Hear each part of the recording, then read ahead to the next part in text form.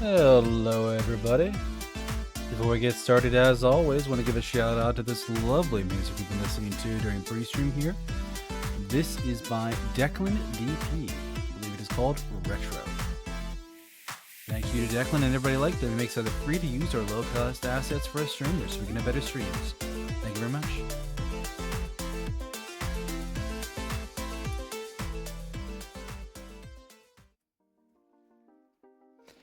Hello everybody, good morning, good afternoon, good evening, good night, wherever it is in your part of the world. I am Deuscain, your variety tip streamer for the night. And tonight, we are jumping into a brand new game, but it's a sequel. If you've been around for a while, you've seen me play the original. We're going to be playing some Citizen Sleeper 2, a game...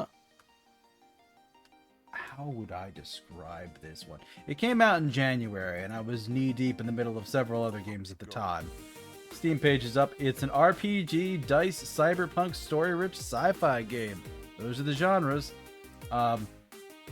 It's really good, though. Like, the first one was amazing.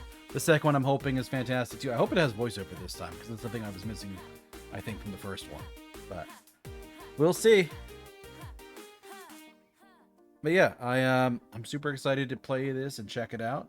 And we'll see where this takes us. But before we do that, as always, gonna have a little bit of time to chat with everybody, see how everybody's doing. How was your Monday? Was it good? Mine was okay. A little bit busy. Hey, Pickles, a little dope.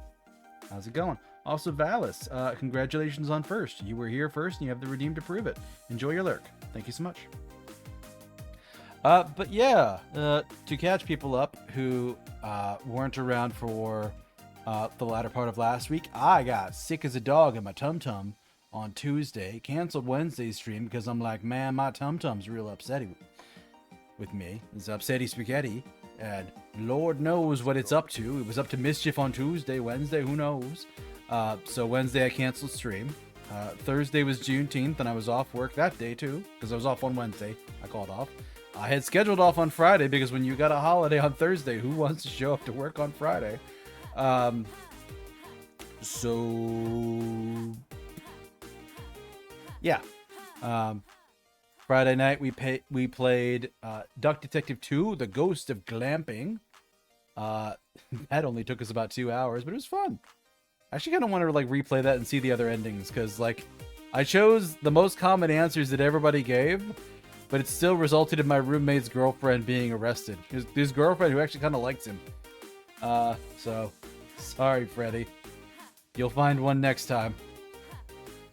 Oof, yeah. We just wanted to stay home, but no. He's like, let's go glamping together.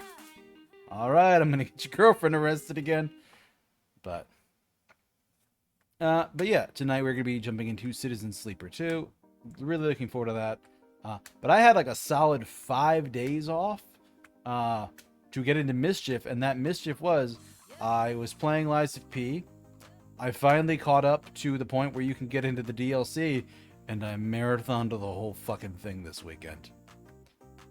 The Lies of P DLC is fantastic. I almost wish I played it on stream, but every now and again, you gotta have that game. You gotta have that something or other. You're like, this one's for me. I'm not sharing this one. And yeah, that was kind of the Lies of P DLC for me, because once I had a little nibble, a little bit of a taste, I just devoured the whole freaking thing. So yeah, DLC is completely done. I have done all of the... Hey, Genesis.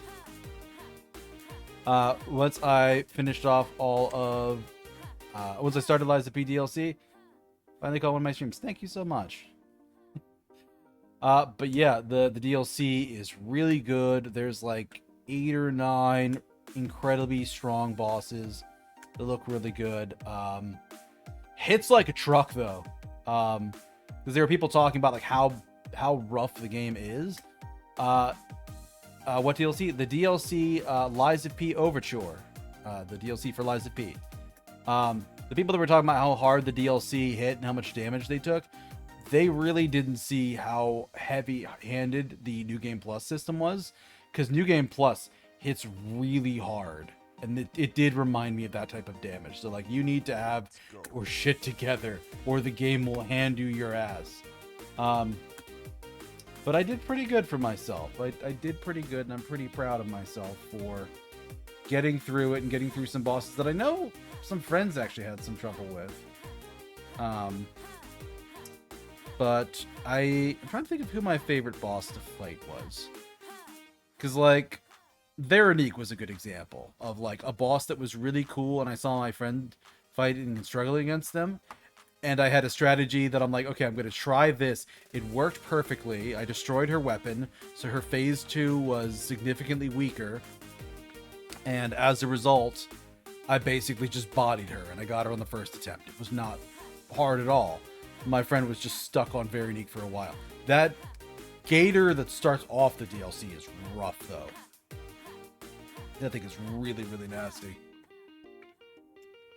Let me think what else. There's a few fights. I stayed with my Great Sword of the Ark for most of the DLC up until I got the Gunblade. It's the Pale Knight, I think is the name. I remember somebody calling it.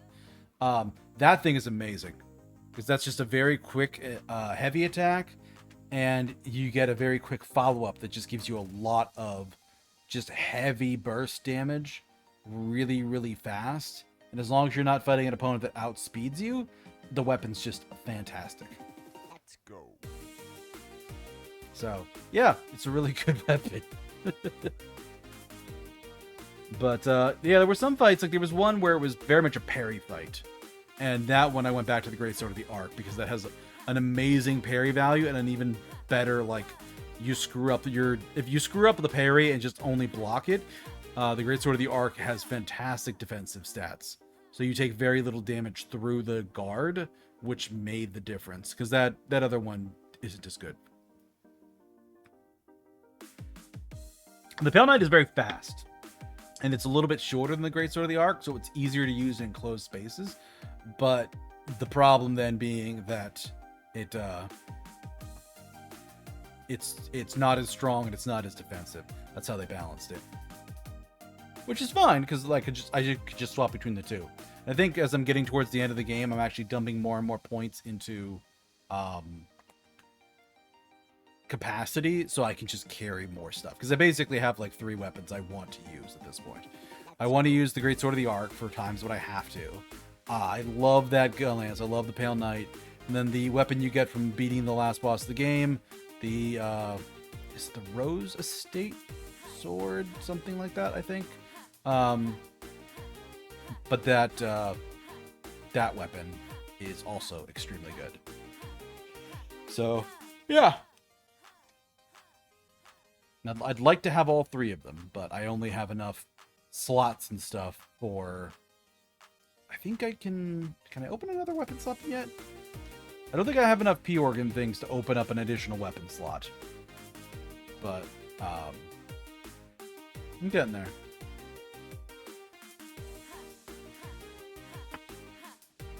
We shall see. But, yeah.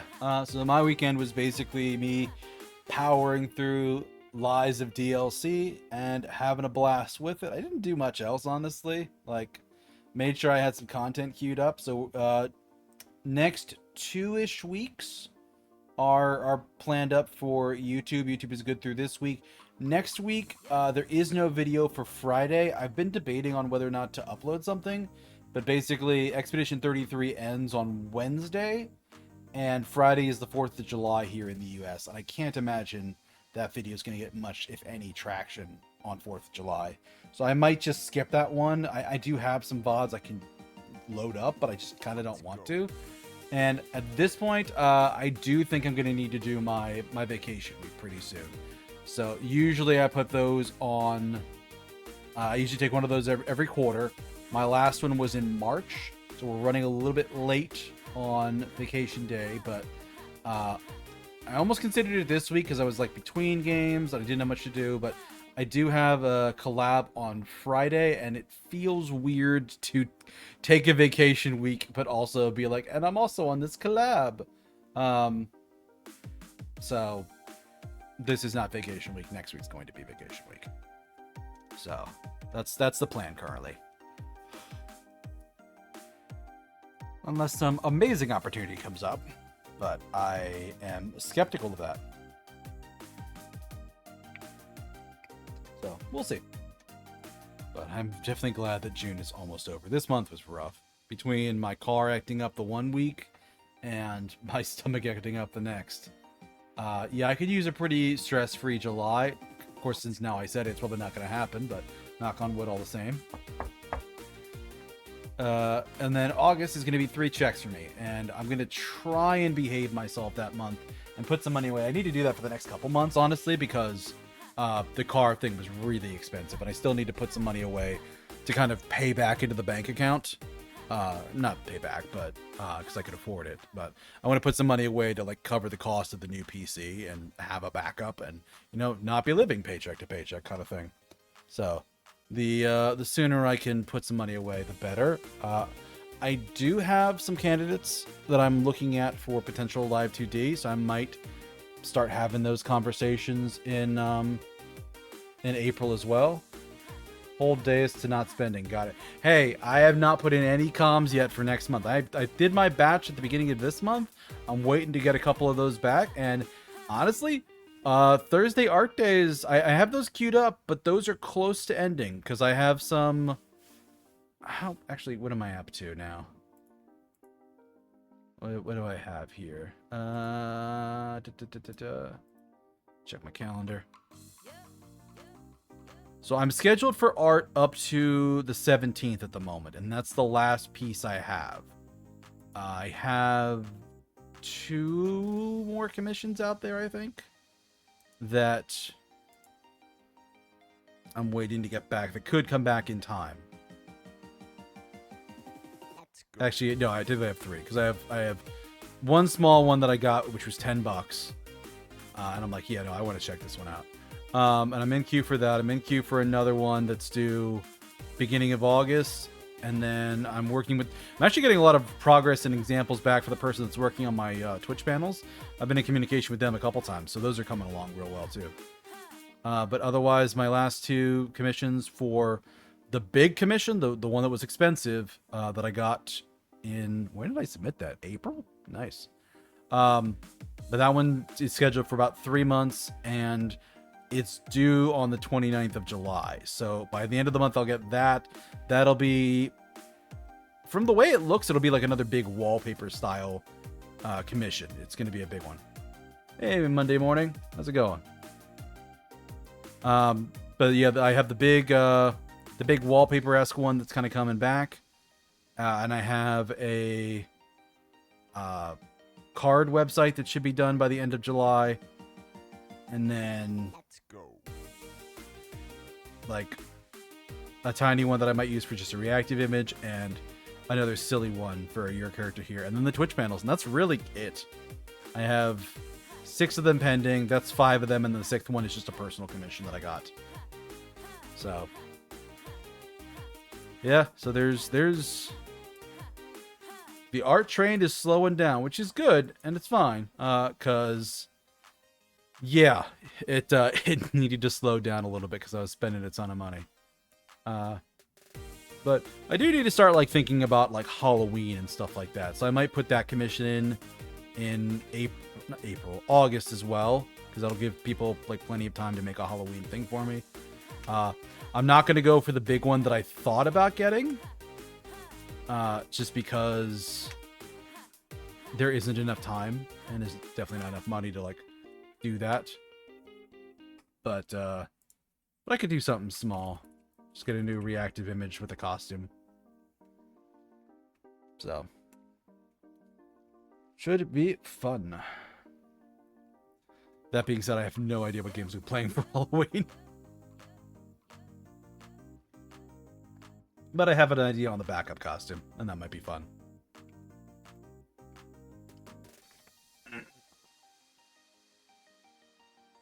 But that's about all I've got for the moment. Got a good 15-minute yap in there. But let's swipe over to gaming and let's get started.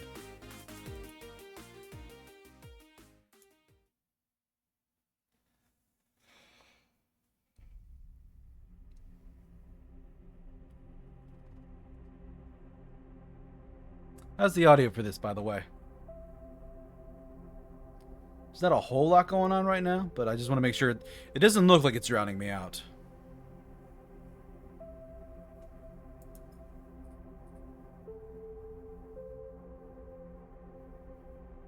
Sorry, Pickles. I caught your stunky. Yeah, we're in like a menu, so there isn't a whole lot audio.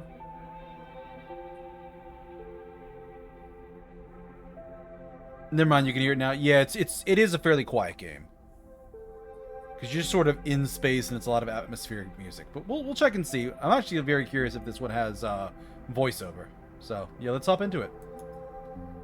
So new main game file here. All right. So we got difficulty. Safe for those who want to focus on the story. Low risk option. Broken dice are worth 1. Higher stress tolerance. Death is disabled. Then we have risky intended difficulty for those happy to be challenged. Broken dice cannot be used. Standard stress tolerance. Death incurs a significant permanent penalty. And then we got dangerous for those who want a unforgiving challenge with no second chances. Dice repairs require more components. Very low stress tolerance. Double energy depletion. Ooh, and death is permanent.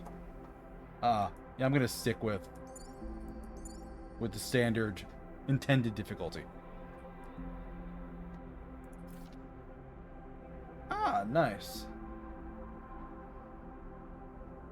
So here's where we're gonna pick our character class.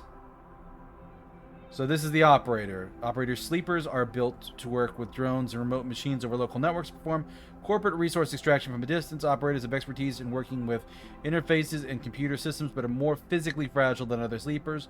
Their reboot allows them to hack their own reroll system, a risky but potentially powerful move. Sleepers assigned to operator work are usually cerebral and precise people. So basically, you're not sturdy, you're not great at engineering, but you're good at interfacing with technology, being intuitive, and being socially engaging. You accrue stress. Reboot. You accrue stress to reroll your action dice. +1 stress per lowest reroll dice. Next one, the extractor. High endurance, decent engineering and engagement, terrible intuition, middling interface. Extractors are built to work at a coal face of corporate resource extraction, often come in hard vacuum environments. They have a high level of physical endurance, but their confidence means they really struggle with tasks requiring intuition. Their rally skill allows them to motivate those on their team, boosting their crew dice.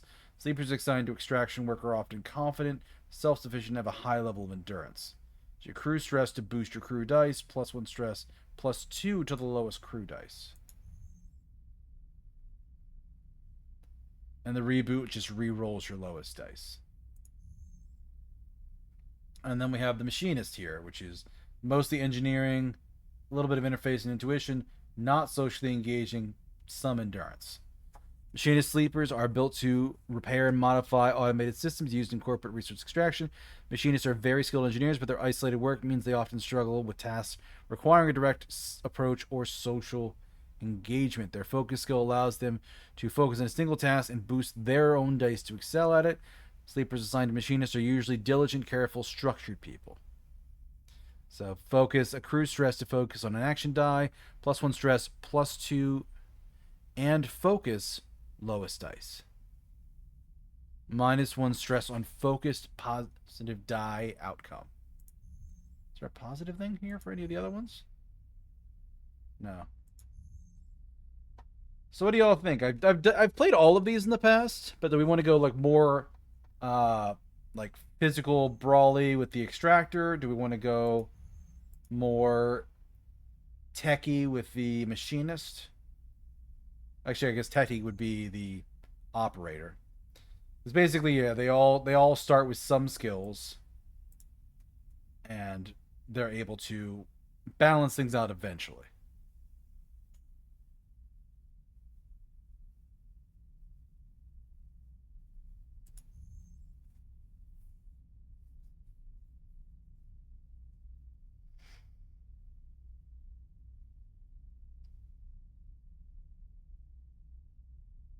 I don't know. Kind of.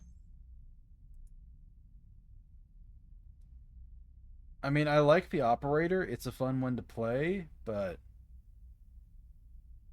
I remember the last one being very physical at the beginning. I can imagine it's similar. Pickles, I don't know. Yeah, fair. Um,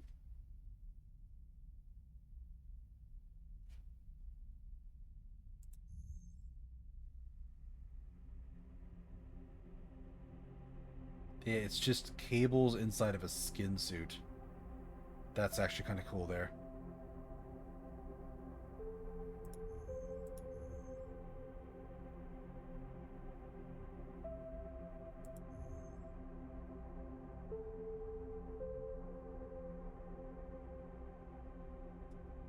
Hmm.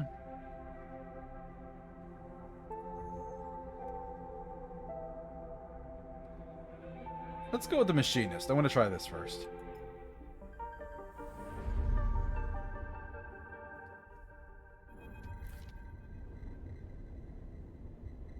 In the moment before waking, the dark space before conscious thought, you struggle to find the pieces of yourself. Usually, these pieces come together with a particular cadence, each appearing sequentially like a boot process of an old terminal. First, your body, artificial, compromise, but relaying sense data all the same. Then its context, the air filtration, the soft contact of your birth in zero G. Then emotion coming into focus, coming into your body, bringing with it that first instinct, the one that has framed your past 100 cycles: fear. But that familiar sequence does not arrive. Instead, you are unmoored in space, your body distant, your context silent. Even your emotions somehow obscured and scattered. Among all that disarray, only one familiar thing arrives: the fear. It's a scrambling, panicked fear, the drowning fear, the falling fear, the fear that makes you reach desperately for any stable point. It's the fear that tells you something is wrong, something is very wrong with you. Wake up, sleeper. The voice is whispered in your ear, an act that makes you suddenly aware of your head pulsing in pain, your body rigid with tension. Sleeper. A familiar name. A mind copied, emulated, a body built, implanted. One person sleeping until their debt is worked away, their double being made to work, to be consumed, and eventually be destroyed. A proxy, an emulation, a sleeper. That is what you are. But you escaped. You remember that now. Broke free of your corporate creators, S and ARP, in search of a future. You cannot remember the details of your escape, but you know the fear has been with you ever since. All of a sudden, you remember you have eyes, and your eyes flicker open. Pale eyes and a pale face. Lane. The name comes with its own specific sensation of fear, one you recoil from instinctively. Sorry to interrupt, a sharp smirk, but this ends here. You search your mind for more than a name. Is this how you reward me for my generosity? Lane is leaning over your horizontal floating body, looking down into your eyes. I took you in, protected you, gave you a purpose. You try to look away to the corners of your vision to find something you understand. Your body does not respond. But I suppose that wasn't enough. He reaches into the pocket of his jacket, retrieves a small vial. This wasn't enough. The vial glitters. The object you know and have known for a long time. Stabilizer, the drug that keeps your artificial body, your emulated mind, from inevitable decay. The only balm for your planned obsolescence. The liquid rolling in the vial fills you with disgust. Lane pockets the vial. But that would be wasted on you now. Through what you've done to this body of yours? He looks at you with a palpable disgust. Lane's eyes scan your body, and as they do, you become aware of the wires and tubes attached to you. Those that were meant to free you from your dependence, from the stabilizer and the control it grants Lane. Gonna make some ciders for dinner? Have a good dinner, Pickles. Hopefully you can make it back later. They are free, you piece of shit. They don't need you anymore. The voice comes from somewhere behind Lane's head. It's a voice you know, but when you search your mind to try and understand why, you find only dizzying darkness. Shut him up, Lane barks the command, and you hear the sound of impact, of pain from somewhere in the room. Try to move your limbs again, and this time you feel a flicker, a twitch of a finger. You feel the extension and compression of synthetic muscle. Free, are you? Lane smirks. You were free when I disabled your tracker. When I gave you the stabilizer you needed. He scans your body with angry eyes. Now you aren't free. You are just broken. I had such big plans for you, Sleeper. I invested in you. Lane grips your arm hard and you feel a jolt of reaction. You will the arm to move. But you've ruined all of that. Lane speaks louder over the sound of the struggle behind him. I will try to preserve your body, of course. I have my own uses for it. But your emulation? You'll feel one of his hands searching behind your head. He finds and grips the thick cable running into the port at the base of your skull. I will burn that out. Lane jerks forward, slamming across your body, then spinning out of sight. You feel yourself rolling, the cables plugged into your body, into you, looping and wrapping around your limbs. Then you feel hands steadying you, pulling cables. You glance around wildly and see someone diligently unplugging you. You meet his eyes. Hey, he waves a hand in your dazed face. We need to move. Lane won't be out long. He loops a cable from around your wrist. Sleeper, help me out here. You blink slowly. Do you know this person? He leans over you, and you feel his hands on the connector, flicking switches, releasing locks. Come on, come on, come on. He digs the connector clear and pulls you up. You see the room you were in for the first time, filled with tech and terminals, wires waving everywhere, all lit by big windows looking out on an impossibly bright, screen-filled street beyond. In the corner you see the dark shape of a floating body surrounded by a glittering constellation of crimson baubles. Is that blood? Move! You're wrestled and shoved towards the door, which slides open in front of you, and then you are out on that brightness. All that movement, gliding hard towards some unknown destination. You come to stop in a dark alley. The one who guided you here has paused to catch his breath. He doubles over beside a massive life support unit that sends a lukewarm breeze across your skin. You stare at him, trying to recall anything about him. You notice his tattered jacket, his lightweight clothes. Remember, this station runs hot. Something about the power that flows through the place. He looks up and meets your eye. What's going on, Sleeper? He wipes sweat across from his forehead and it floats away in a swarm of spheres. Talk to me. Who are you? You see a concerned frown across his face. Don't mess with me, Sleeper. That's not funny. He comes closer, eyeing you carefully. What station are we on? He narrows his eyes, waits for answers. You close your eyes, trying to recall. You force your way through the dark to the image of a station. No, a city, glowing on the back of a vast set of horizontal solar cells, powered by them. You open your eyes. Dark side. The word leaves your mouth like an exhale, an instinct. Before you heard yourself sound it out, you didn't know it was there. He sighs. And me, who am I? You see something like fear in his eyes, panic perhaps. You stare hard at his face, the slight upturn of his mouth, the intensity in his stare. Nothing comes. He closes his eyes and drops his head, putting a hand to his temple. The reboot. He's speaking quietly to himself. Lane interrupted the process and he lifts his head and stares at you. We need to keep going. We need to leave. He turns, kicks off down the alley. Come on, the rig can't be far. You are led through the passages and serviceways of the station and you try to recall your life here. The texture, the temperature of Darkside feels familiar, but you struggle to pin specific memories to it. Focusing hard, you remember walking these passages cycle after cycle, the rhythms of the station flowing over you with the crowds. You recall desperation and the slow decay of your body that caused it. Then Lane, those pale eyes, offering you a glittering vial, stabilizer. The promise of supplying more for your work, a deal he locked you into like a cage.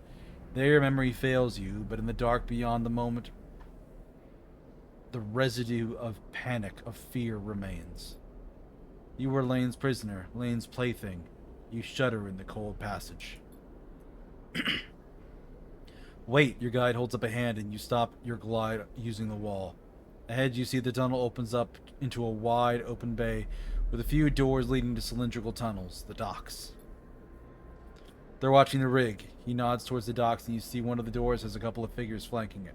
One covered in ornate tattoos, the other one with bright silver implants along their cheekbones. Usubo, Lane's guys. He looks at you and shakes his head in frustration. All this, it's not coming back to you, is it? Something catches your eye and you see he is playing with a coin, nervously turning it over and over in his fingers. He sees you looking and slips it away. He places a hand on his chest. I'm Seraphin, alright? He looks pained when he speaks. Lane, he was our captor. Both of us. We did this so we could escape. We needed to reboot you to break your dependence on stabilizer. He pauses. You know what that is, right? You nod meekly. But Lane interrupted me back there. The reboot didn't complete, and... We can make this work. I'll lead them away. He looks back at the docks. I'll lead them away. You get the docking bridge open. If we make it to the rig, I know how to get us in. Got that? Got it. Get that door open. He pats you on the shoulder. I know you know you can do this. Seraphin kicks off hard and glides into the docks. Over here, shitheads, he bellows to the guards as he barrels through. They immediately push off from the wall, giving chase. You wait a breath, then glide across the doors they were guarding. You look already panicked at the tightly sealed door, its control panel locked out. You hear a shout from somewhere nearby. You need to get it open. During scenes, you may encounter skill checks, where you can perform certain actions using your skills.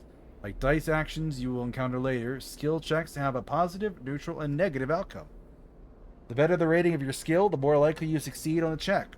The odds of success are displayed when you select the check. You can see more info in the guide section of the pause menu. Hack the door or break the seal. So I have better odds of breaking the seal as the engineering, using my engineering skill, or this is where the hacking skill would be. So here I have no chance of a negative outcome. Here I have a 75% chance of succeeding, but a 25% chance of a negative outcome.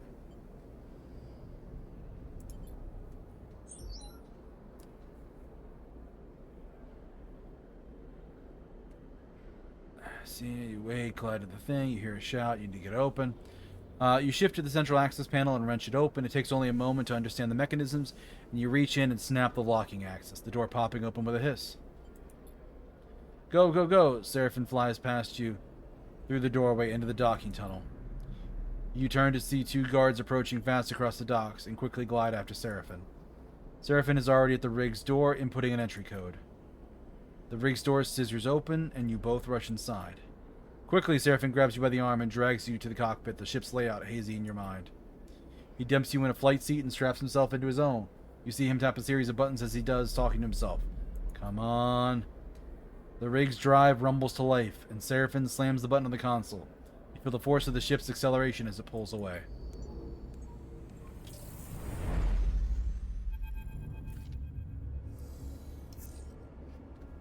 As the ship glides into place on the connecting bridge, its automatic systems nudged there by the port's docking protocols, you feel a sense of relief. Seraphin burned hard out of Darkside. You dropped in and out of consciousness in your seat as the rig made its way across the belt. But now, with open space between you and Lane, you feel fresher, more awake. Also, here's my dice for the day. 2 1s, a 2, and 2 4s.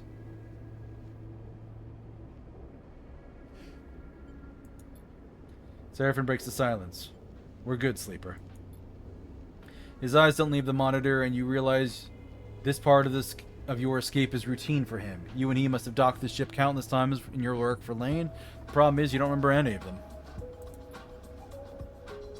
We made it, he whispers, closing his eyes and letting out a sigh. Yeah, we certainly did. He turns and you see a pained look in his face as if remembering something difficult. Have you said this exact thing to him before in the same situation? Are you okay? He looks at you, chewing one side of his lip, searching your face. Not really, he puffs.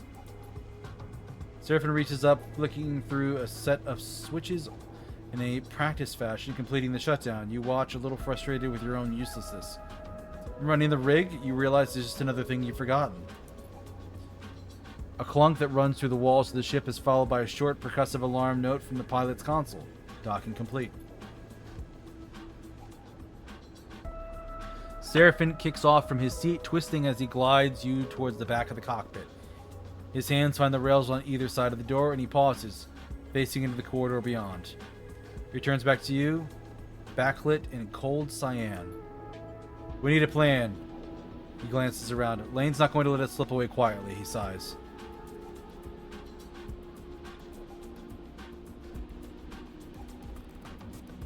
I would say we need to talk, but that's probably going to rely on a skill I'm not good at. We need to talk. Seraphim furrows his brow. Not now, sleeper. We need to forget. He flinches, the words coming out wrong. We need to focus on something other than, he pauses again, unsure, us. We need to survive this thing first, then maybe we talk. Stay silent. We brought ourselves some time. He glances the cockpit window. Through the cockpit window at the blinking lights of the station. You may not remember Hexport, but I do. There are plenty of opportunities here for us if we can keep our heads down. He turns back to the corridor. That's what we do. Weird word choice. A little bit. He pushes off and glides towards the main lock. And you follow, pulling yourself along hand over hand in 0G. You already emptied the tank on this thing. He slaps a hand against the ship's inside. So we need to refuel, and that won't be cheap. But if you and I know one thing, Sleeper, it's how to work. I'm going to get myself reacquainted, see if I can turn up any old connections. People that might throw us an easy contract. You, he glances over his shoulder, you keep out of trouble. Low profile, got it. Seraphim stops at the airlock. Stopping the reboot halfway through, he pulls a worn crew jacket from a locker and starts pulling it on. We don't know what that did to you. He jams an arm into his sleeve. I don't want you passing out, and he stops.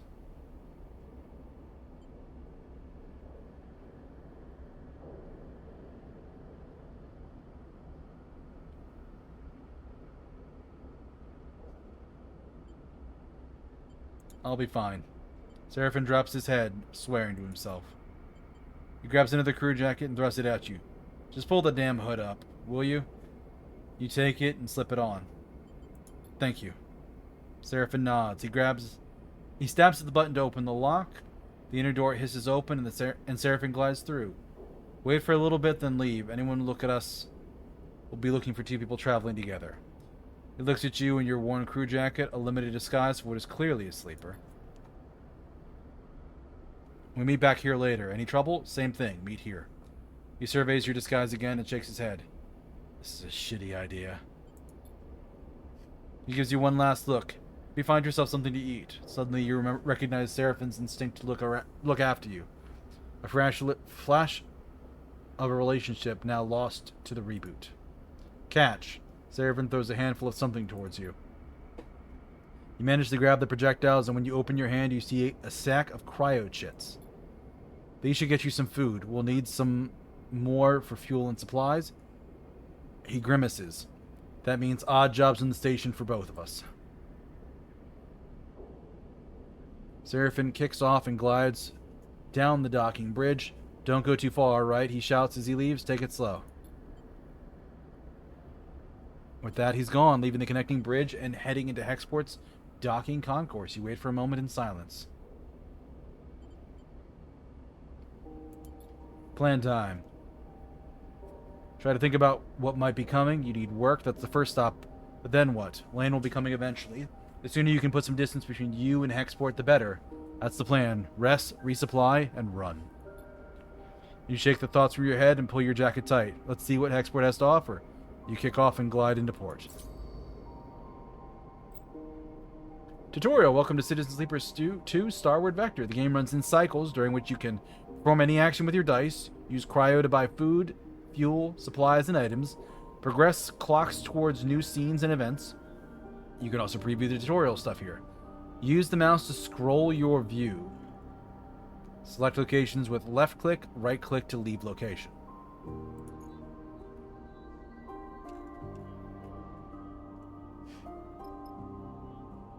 So these clocks here are basically the amount of time. So this is the rig, and something's going to happen when this clock fills up. So these are the docks. This is the goods exchange. Citizen Sleeper 2, you perform actions by assigning action dice to them. The higher the dice you assign, the more likely you succeed.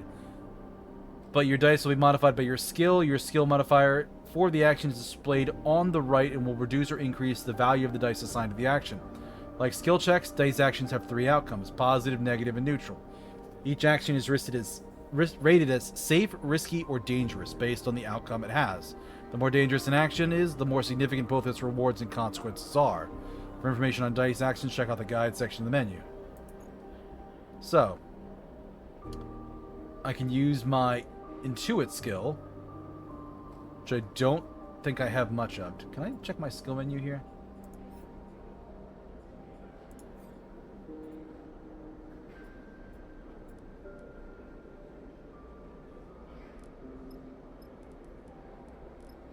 No, I don't think I can yet.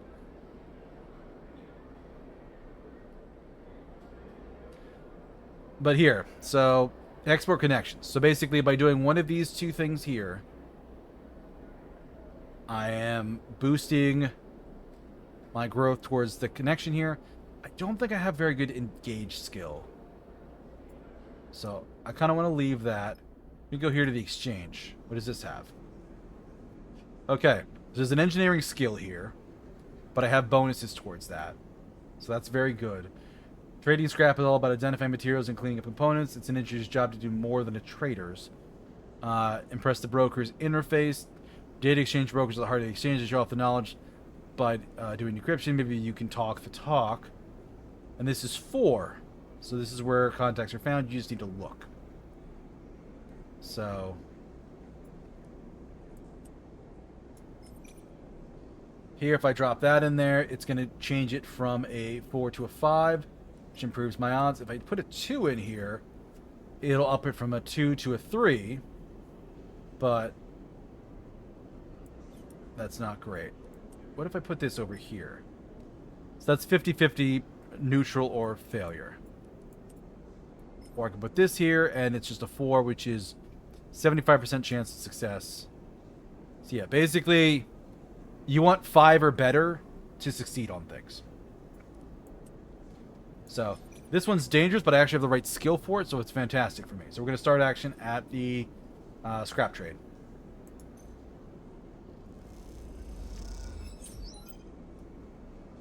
You just progressed a clock. Clocks track progress towards events. Both positive and negative can be filled out performing actions and doing things. So I got some scrap and some items, and I progressed the clock by 2 cycles. Or 2 markers. So engineering skill proficiency. So I probably got the positive result for that. So I got this one. +2 to rules of exchange. +7 cryo. That's good. Action unavailable.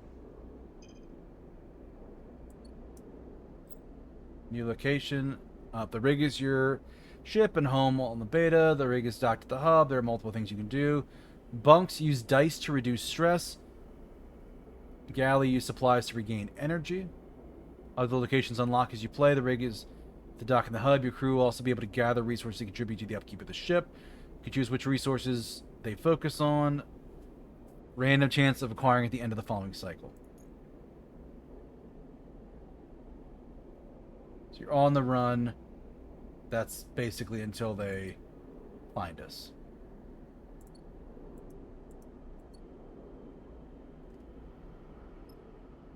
So we got the trader market, common canteen. So yeah, so I explored the exchange enough to unlock 2 new locations. That's basically what that did.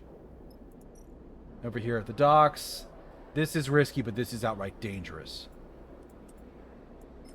And I have neutral there, and this is a negative one because I have, so that's the markers on them. So I don't want to use any of my current dice on these because it's just terrible. It's a bad idea.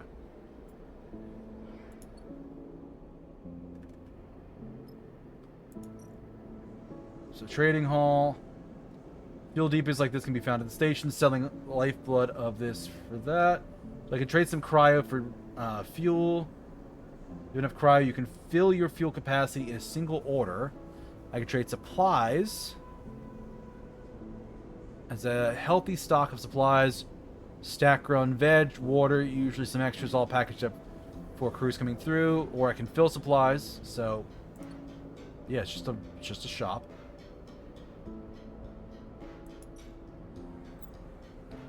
You can eat in exchange for cryo. Eating gives you energy, stops you from starving. Different foods give you different amounts of energy. So 13 cryo is what I needed.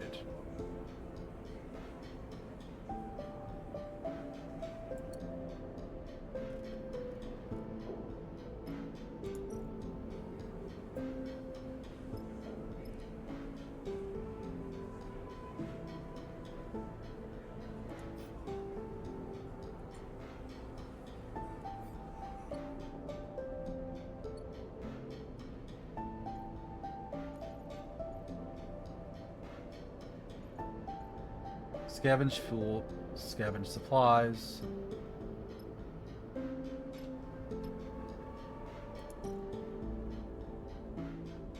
Rest and recover. I can use 1 point. This will reduce stress when not on a contract. It is safe. So even if I get a negative, it's not going to be bad. Rig galley. Supplies are typically saved for contracts, but when food isn't readily available, you got to use what you got to survive. So I can input supplies to make a meal.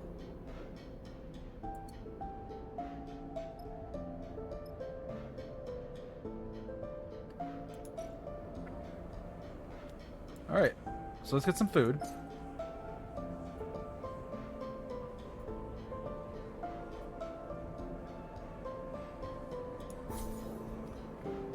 Okay, bunch of energy, 13 cryo, action complete.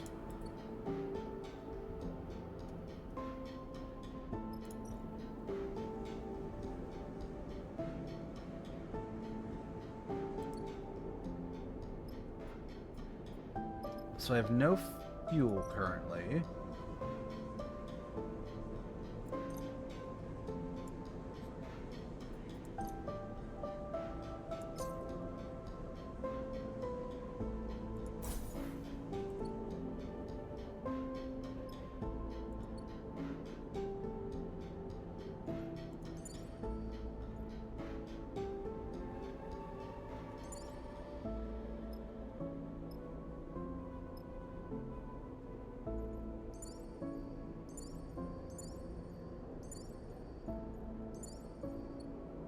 So that the crew is going to do odd jobs to get certain things. So I have a little bit of fuel, but I'm not at capacity yet. Which puts me back here, and I can do these other ones. But I honestly got some really bad dice rolls. So having that be so low is really bad. I kind of want to just rest and not have my dice mess me up.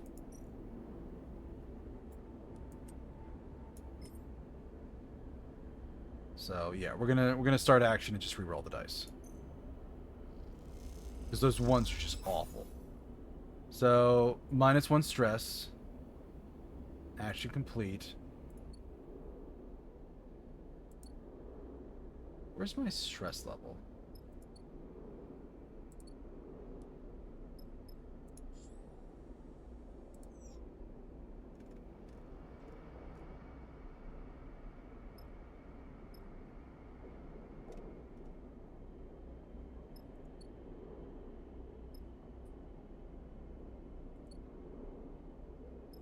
Yeah, I think I just want to end the cycle.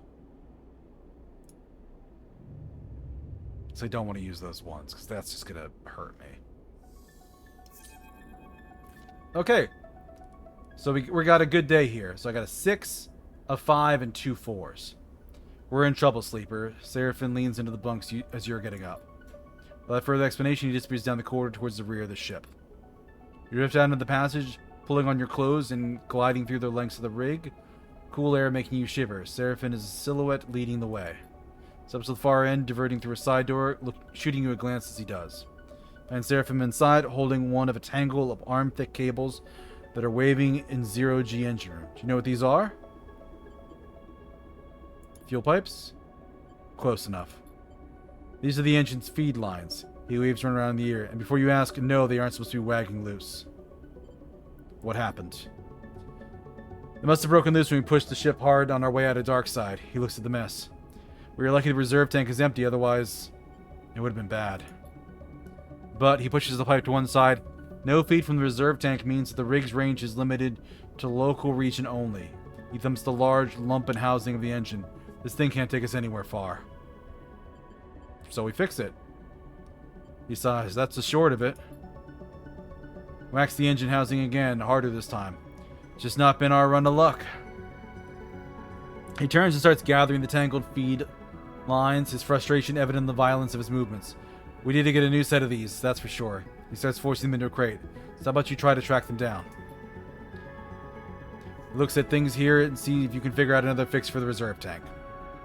But we get an ad break starting any second now, so I'm going to tap over.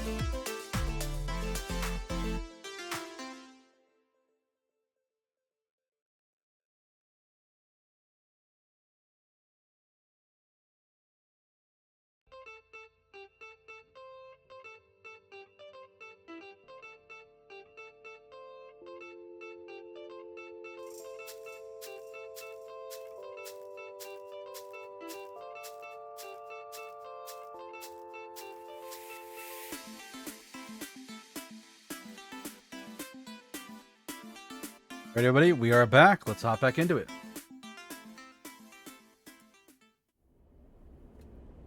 So where we left off, part of the engine was unplugged and we almost died, but we didn't. But now we're going to have to fix the engine. I need to find a new set of feed line cables. And Seraphin says, I'll take a look here and see if I can figure out another fix for the reserve tank. He glances up from his work. From what I've seen on Hexport, Factory Row is the place to find ship fitters. Maybe you can do some recon while I sort this place out. It's on the other end of the station. Okay, I'll take a look. He keeps working. Wait, Seraphin pauses, seemingly unsure. There's something else. He drops the feed lines and they float, waving in the air like tubular seaweed. I've heard word that Lane's on the hunt, he frowns. A message went everywhere in the local radius of Darkside. He's looking for us. Shit. You said it, Seraphin sighs. Which is why we need those feed lines. I'm going to try and work something out. Maybe I can improvise a solution, I don't know. He looks down. I'm no ship fitter. While I do, you go hunting. See what you can turn up, okay? He smiles a weak smile. Get going. You leave the engine room, the clanking sound of Seraphin's clean-up efforts echoing through the ship. Fuel feed lines, that's the next step. You take a deep breath and head out. You have uncovered a drive. Drives help you track and choose your objectives. The arrow button in the top left opens the drive menu. You can choose which drive to track. Once a drive is tracked, a yellow mark will be placed above any location that relates to the drive. It's a quest marker. Drives come in two types, major and minor. On completing a major drive, rewards 2 upgrade points. A minor rewards 1. So these are your levels. Keep an eye on the drive menu as you progress to see what new opportunities and objectives are available and track down those you want to pursue.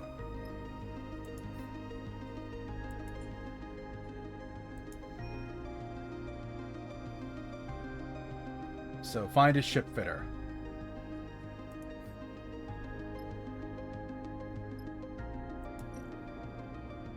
The engine. We need fuel lines. So can't do much else. Here at Factory Row. I also have these options here in the docks. I could go and use my 6 here for the Indentured.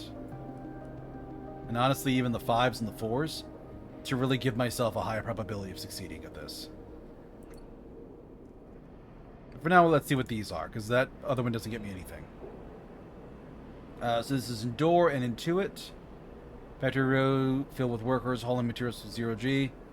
Helping might win you some fans among the factories. Factory owners speak mostly in terms of supply and demand, but going door to door might help you find the shop fitter you need. So what do I have as skills? Ooh. My endurance is that bad? Yeah, it knocks my 6 down to a 4. Jesus. Alright, so I can search the row. God, that sucks so much. That sucks so much. Alright.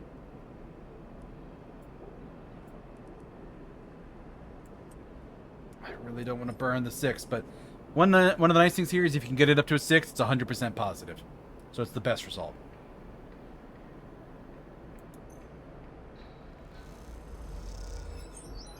Trusted supplier, 2 improvements. Here we're going to go with this one, which is 50-50.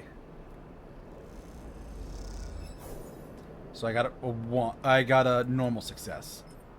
So I'm going to have to use a 4 here. This is a 1 out of 4 chance for a negative. No, I'm good. Continue. Factory Row howls as you glide through its cramped passageways. Whatever its many bays and rooms once were, they now serve as containers for industry of every kind. Whirling manufactories.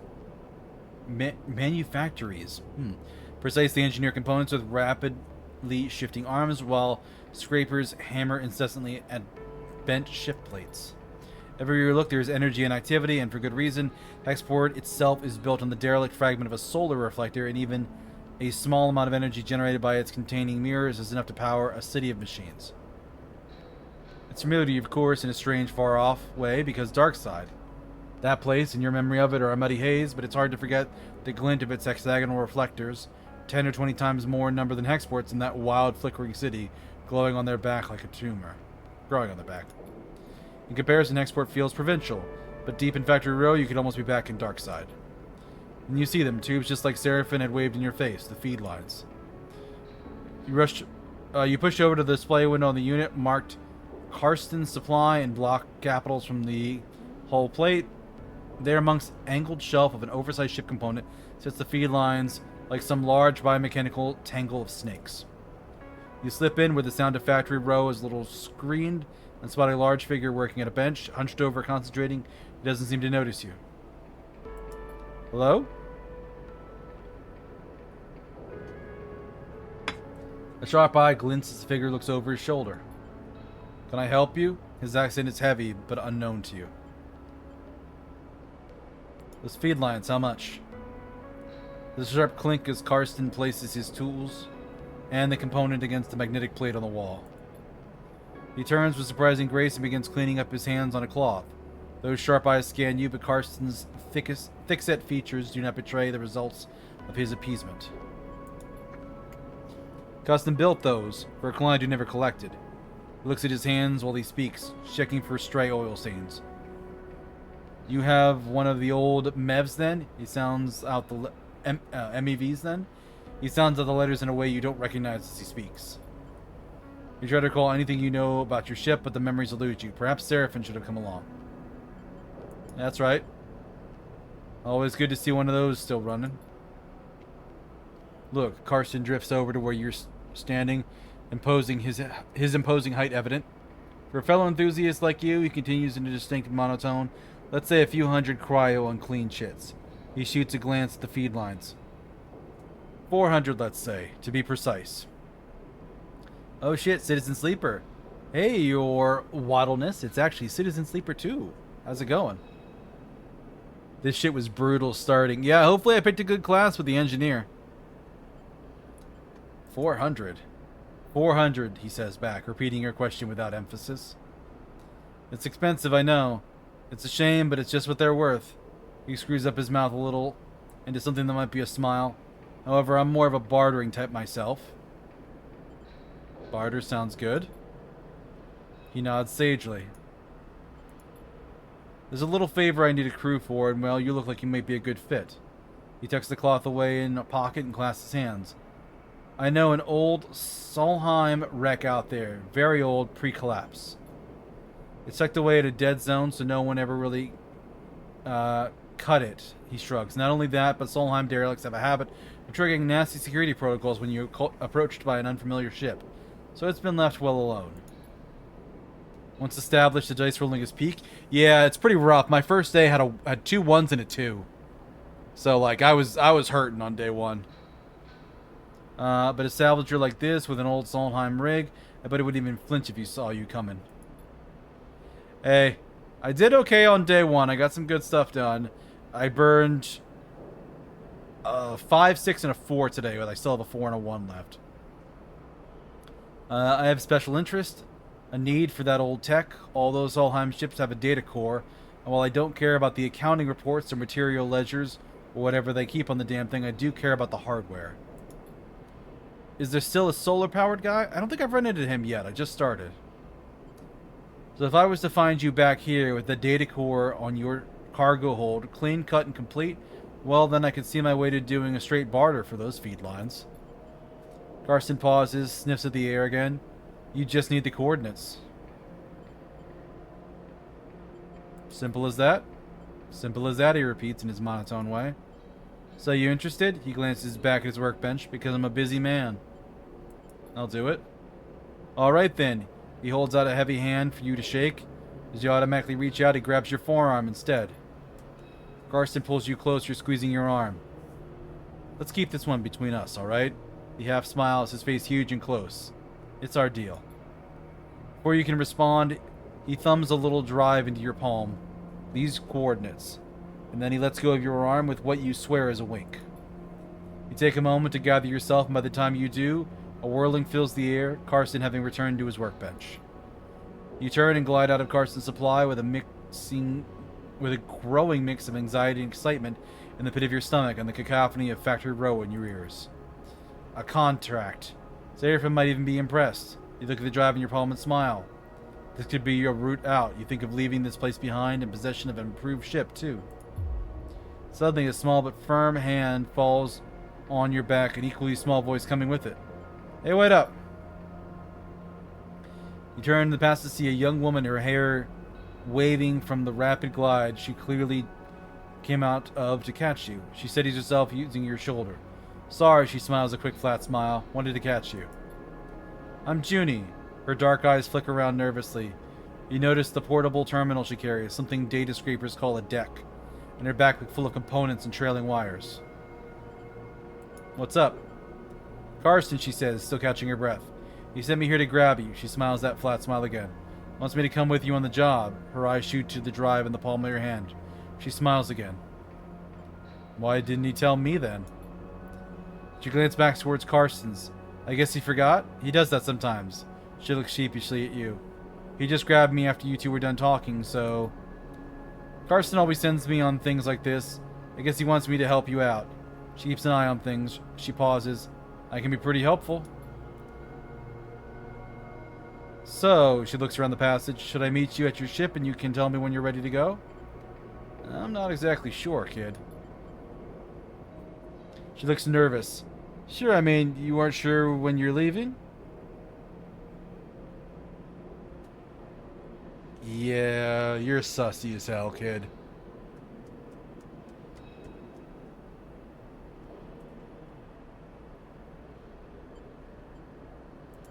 Yeah, that's okay, I can wait, she pauses. It's okay. Pushes off and waves. Looking forward to working with you, she calls back as an afterthought. Let her go. You watch her disappear down the passage. Things are getting complicated already, but at least you have a contract and a way to get the feed lines.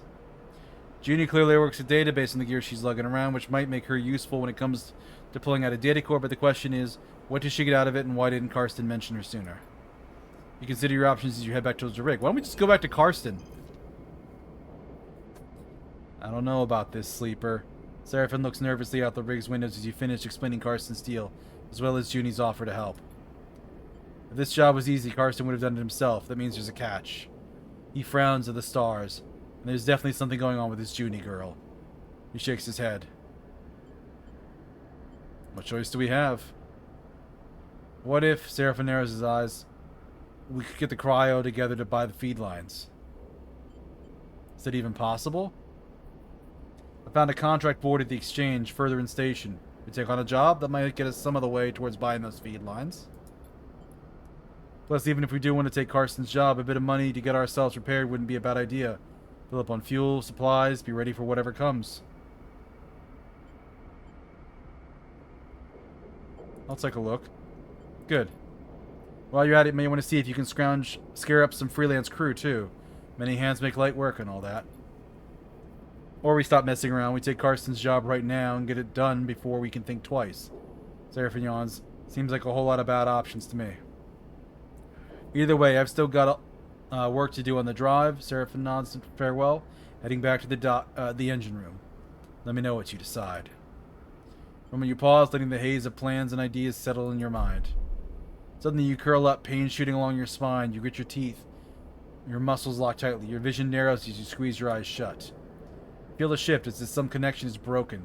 It's almost impossible to describe, like you're floating away from your body, dispersing, dissolving. There's nothing familiar in the pain, nothing to hold on to. You grit your teeth. Then another shift comes and you're back in your body, trembling against the metal wall of the passage. The pain slowly fades, becoming a pulsing throb and then a residual flicker. You flex in 0G, stretching out the tension. There's a strange sensation of distance that persists beyond the pain.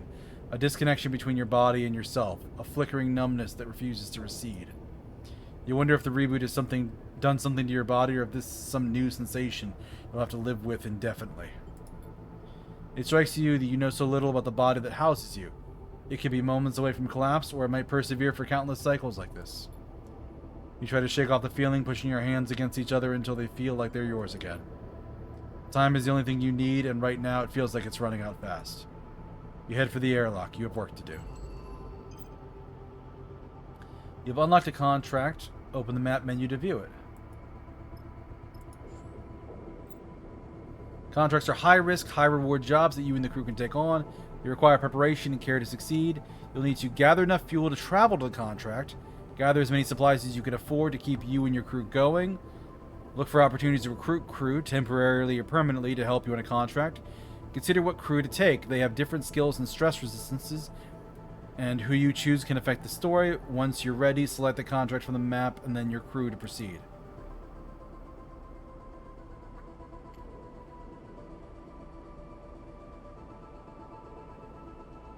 So he just wants the data core. We can keep the scrap.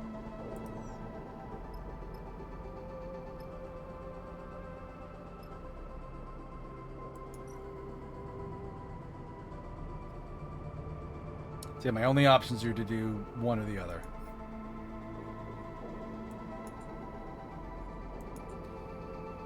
So recruiting the local crew is the thing. I can only have one active. Seraphin advises you to go the contract from the main board to help pay for your escape. Finding one should be easy. Completing it is the challenge. So completing the board contract is one thing. Recruiting crew is another minor one.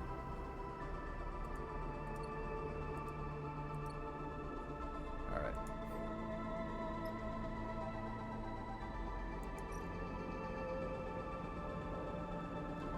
Data diffusal or engineering, which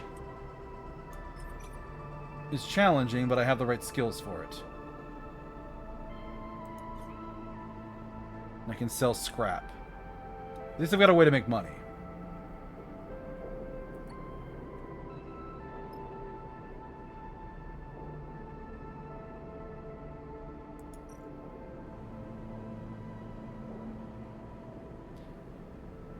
Station management have located a convoy signal. They are concerned to see one so close. They're looking for someone to disable its source.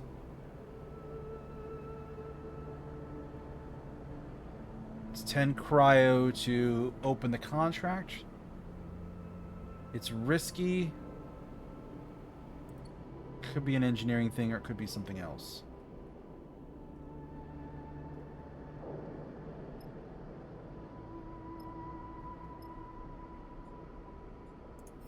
So crew. Find a new crew member.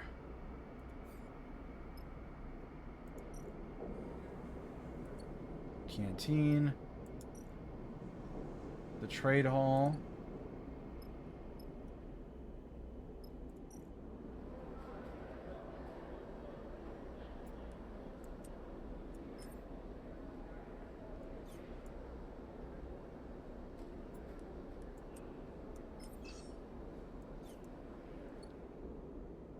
So the docks is where I would get more crew.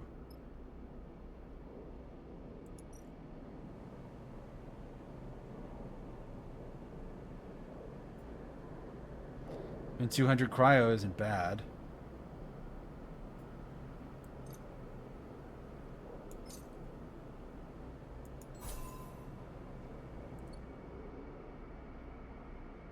New location. Is it on the map? Here it is. Screeching call in the void. This takes 3 crew. 3 fuel, I have 1. This takes 2, I have 1. So I'm going to need to work to earn money and then buy some more fuel. That shouldn't be too bad with this.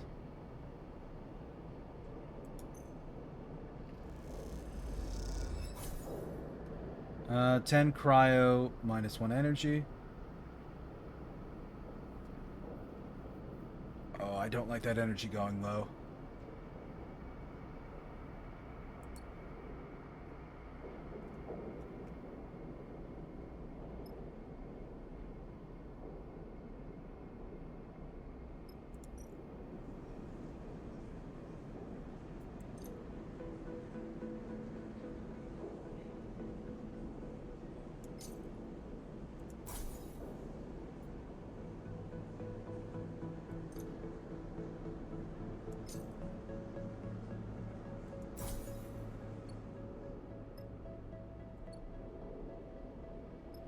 so I don't need to do that.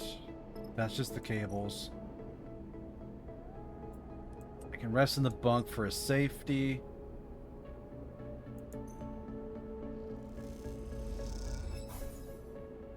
-1 stress. End cycle. Only 3 energy though, so what does that do? Oh my god, this is amazing. Look at that. 2 6s and 2 5s. Sweet mercy. Yes.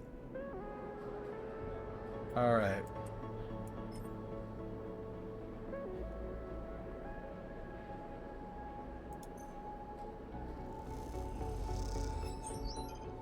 Ooh. 3 hexport experts. I like that. This is absolutely worth burning my T6s on. So we're done here. Continue and see what we unlock. As you're gliding down across the docking concourse, you hear a scuffle. The noise of raised voices cuts through the conversation drifting out of the dockside shops. Glancing down an alley, you see a huddle of figures shouting back and forth. It's about one man in the middle of a group, surrounded, pushing the others back as they grab at the bag slung over his shoulder.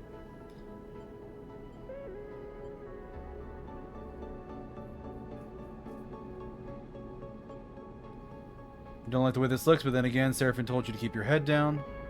It's caused a distraction. Neutral outcome. I'll take it.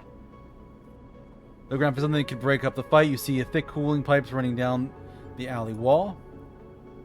You quickly try to understand the system and choose a valve to start spinning. As you do, the system begins to vent in sequence down the alley, jets randomly bursting in the air.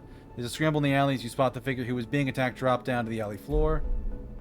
Then your vision instantly fills with pale liquid as jet coolant comes out nearby, missing you, but sends you spinning in 0G. After a few moments, you manage to steady yourself. As you do, you see a clear alley, the assailants having fled, with one figure gliding towards you. Femi. I suppose you think that was clever. The man gives you a severe look.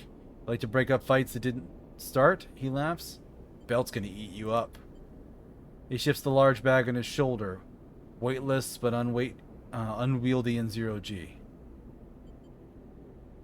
I was just helping. Man laughs. Well, he shakes his head. Thanks, I guess. He kicks off and drifts past you. You watch the man go, and after a moment, he stops and turns back. He rubs his forehead, looking down as he does. What's your deal, anyways? He sighs. You're new here, but export is no place for do-gooders. I need help. Man raises his eyes. So you look for trouble? He shakes his head. You've got it all wrong. Look, let's not hang around, alright? The man passes his chest. I'm Femi. He unshoulders one of the bags and pushes it towards you. Make yourself useful. Let's head. You get the strap of the bag over your shoulders and follow him through the docks, gliding past the concourse towards the connecting bridges. He cuts down a side passage, looking back to check you're following. Then he stops at a docking bridge connected to a dull green ship with yellow markings. You look out the viewing windows at its odd, catamaran-like shape, seemingly built from 2 separate hulls welded together. Symbol crash, he says, and you assume that's the ship's name. Nia. Femi, you bringing in strays? A young woman, brightly dressed, stretching out as she glides, drifts into the passage. She glances at you. No offense. Nia, Femi shakes his head. This one, he squeezes your shoulder, helped me fend off some Hexport scum while you were busy sunning yourself. Nia raises an eyebrow. I'm sure you could handle them, big brother. Her glib response hides the flash of concern that passes across her face. You can't tell if Femi noticed. Nia turns to you. Thanks, she smiles sweetly. And I'm sorry for my brother, she shoots him a glance, just in general. Nia, Femi murmurs. Enough now. He reaches over and takes the bag you were carrying. Nia rolls her eyes at you, but stays silent. Factory Row wouldn't take these, Femi hefts the bags. I'm gonna load him back up. Maybe we'll find a use for him. Turns back to you. Thanks for the assist, Sleeper. She nods firmly. Not what I expected. He slaps the button on the bridge door and kicks off along the docking bridge on his way to the symbol crash.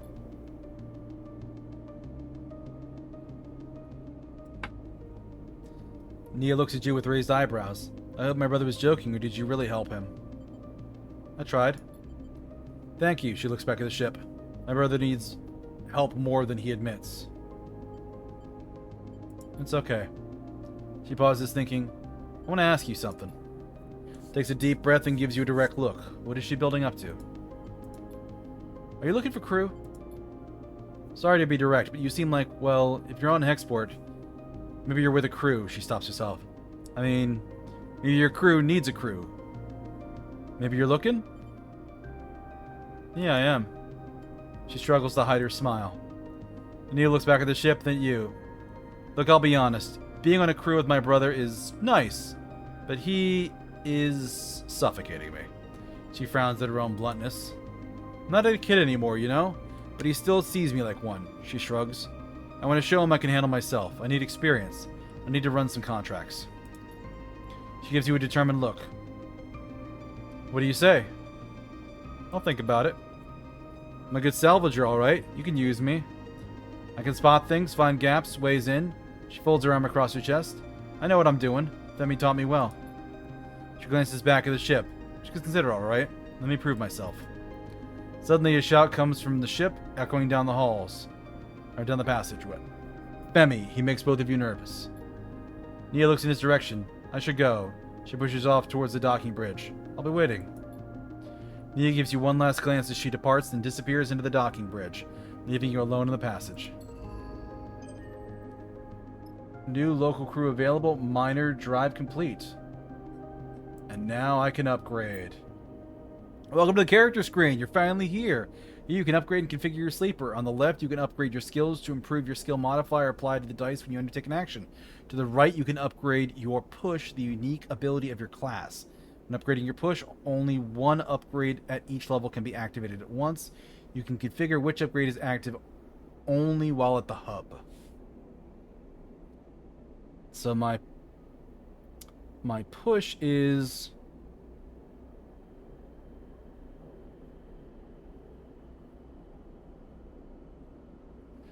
Okay. I'm not even sure if I use my push yet.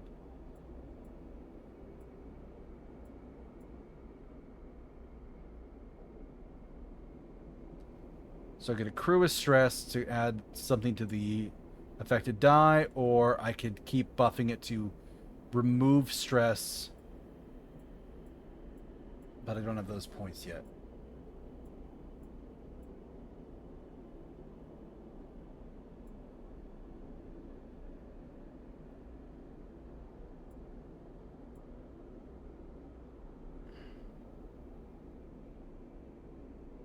Oh, that's how this works. So, because I chose this class, I am permanently locked out of Engage. I cannot level that at all. And the others are just lower. Oof. Yeah, a little bit. It being the social skill isn't exactly helpful, but if I can buff something else, like improving interface or intuit, that's useful too.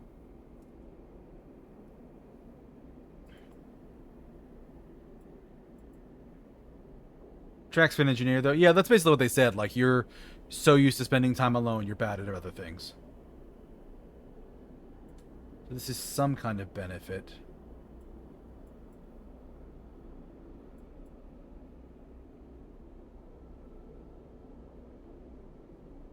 Or this is a double plus, which allows me to use my 4s as 6s.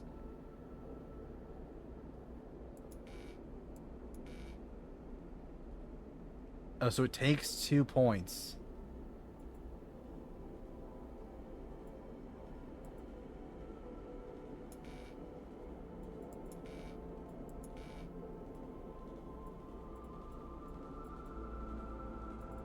Oh, so I can't learn any of these? Lovely.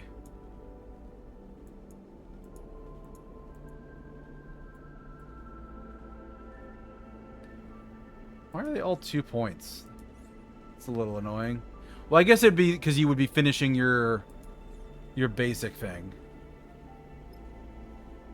Freight storage or the bar. The bar works. Crate loading requires endure. Makes a bit of sense. But I might get something else done.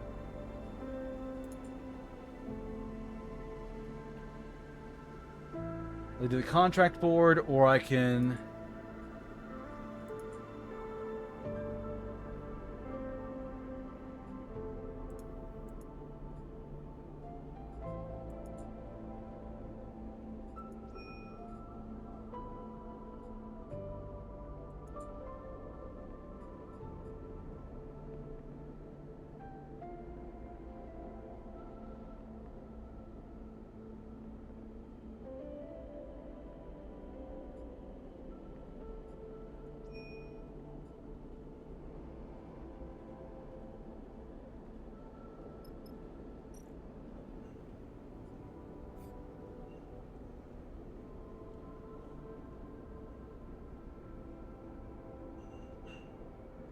A plastic bag of flash-fried, salt-flecked tubers.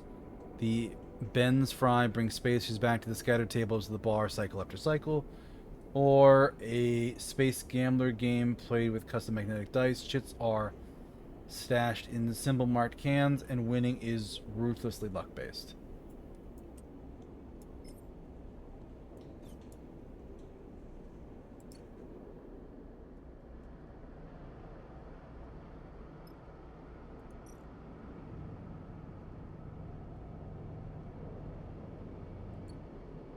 So that still is what it is.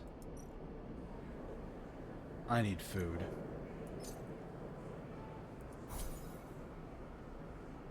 So it's 4 energy there, but it's expensive.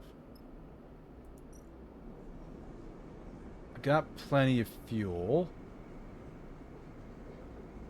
Supplies wouldn't be bad, but I don't need them necessarily.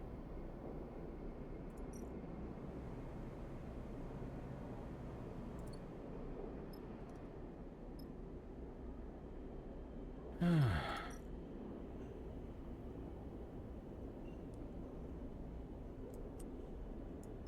mean, these aren't bad odds here, and they're going to unlock something.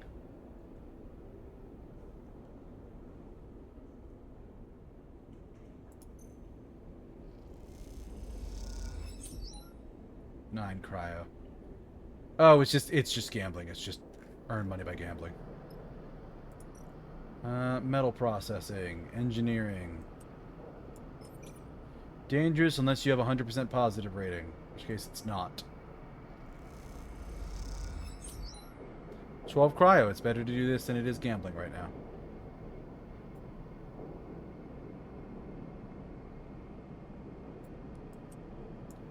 And this is a 3, so it's not great, but it is dangerous. This is interfacing, which is bad.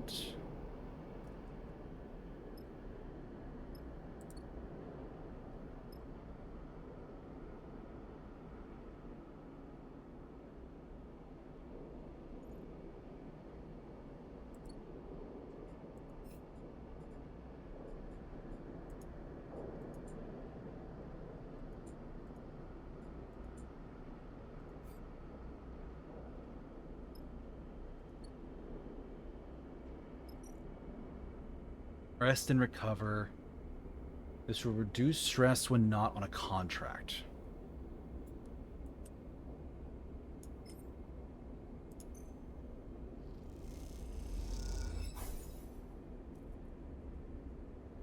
Okay.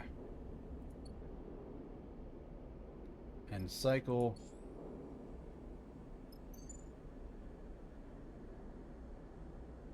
So I have enough fuel to do either.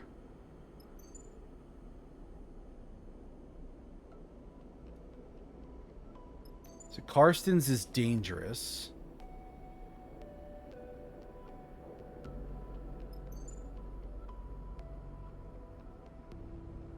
I mean, honestly, I'd like to do both, if I'm being perfectly honest. He's locked.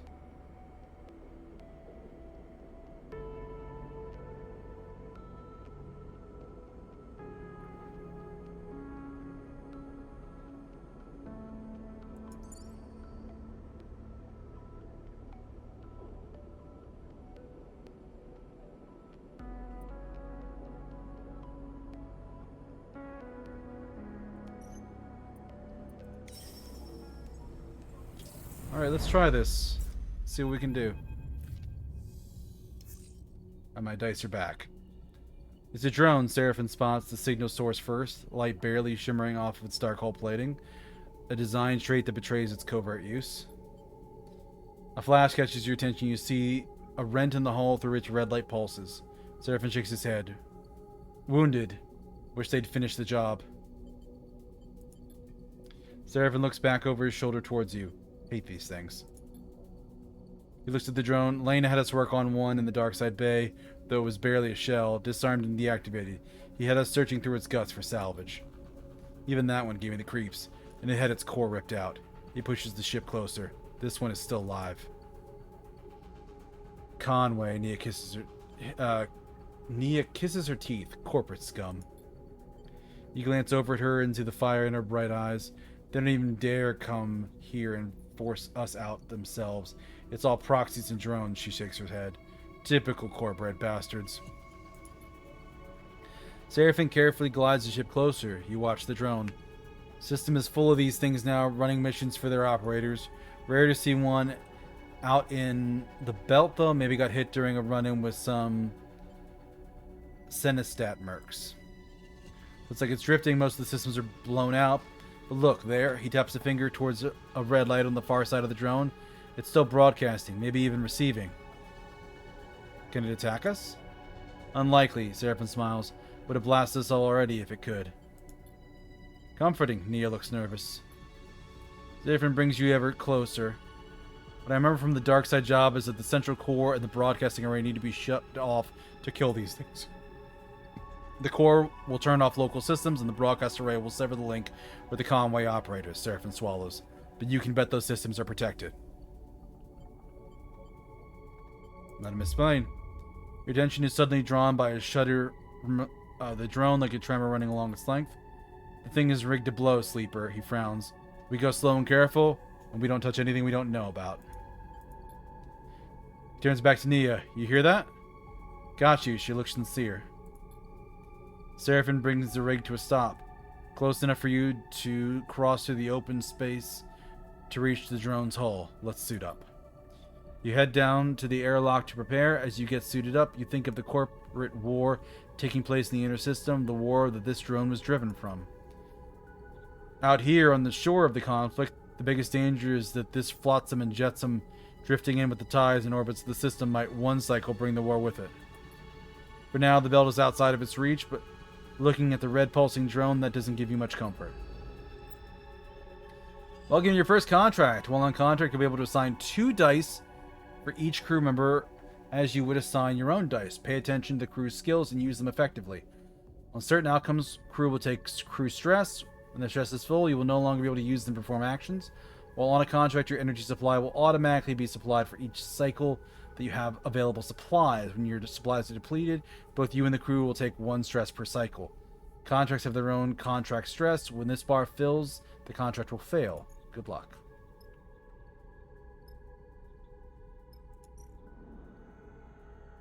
Endure or intuit.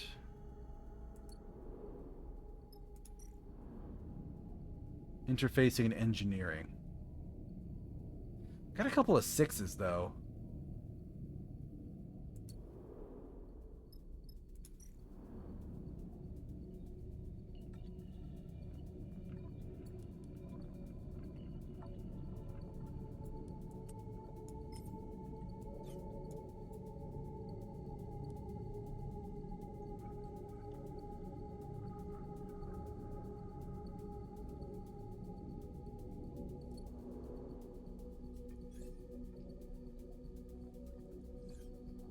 So Seraphim has interfacing and engaging as his skills, but his dice are terrible today.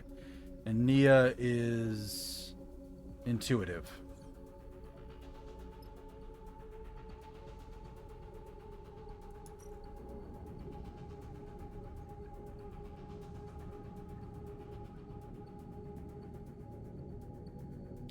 Drone stress rigged to blow. Drone stress is the same. So put her into it here. She could do that. Into its skill proficient. Let me go here and see what I can chip away at with this. Neither of them's really an engineer, so their dice isn't going to help much.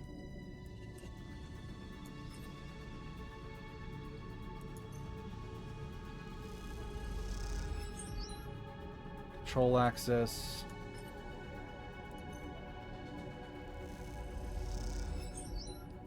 Control access. I got real lucky with 3 6s today.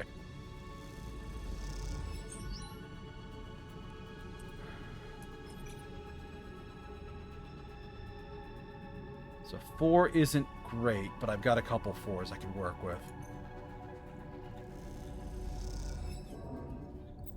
Drone stress, stress 1. As your stress increases, you'll have a higher chance of taking damage to your action dice each time you roll them. That's not good. She is not engineering proficient. She's not good with that either.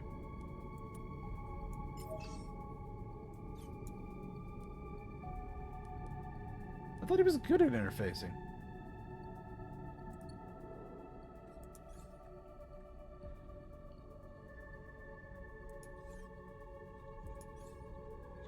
Interfacing and engaging. And this is... No, it's something else. What is that? Endurance. He's good at endurance, that's why.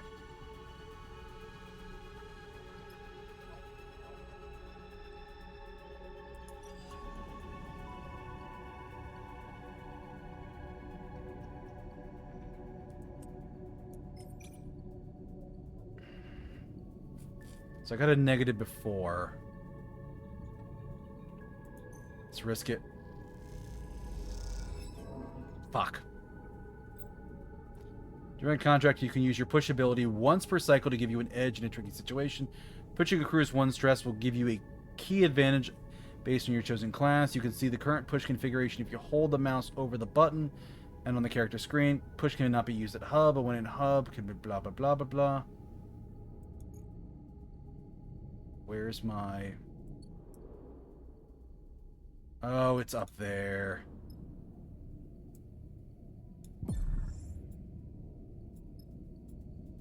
Oh, I could have pushed the die.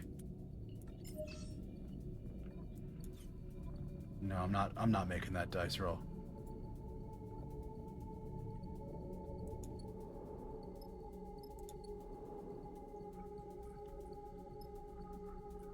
Yeah, gotta end the cycle. I don't have another choice.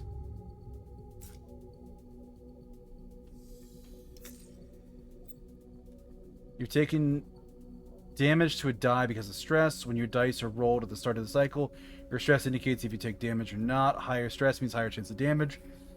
The white markers above the stress bar tell you which numbers will damage your dice when rolled.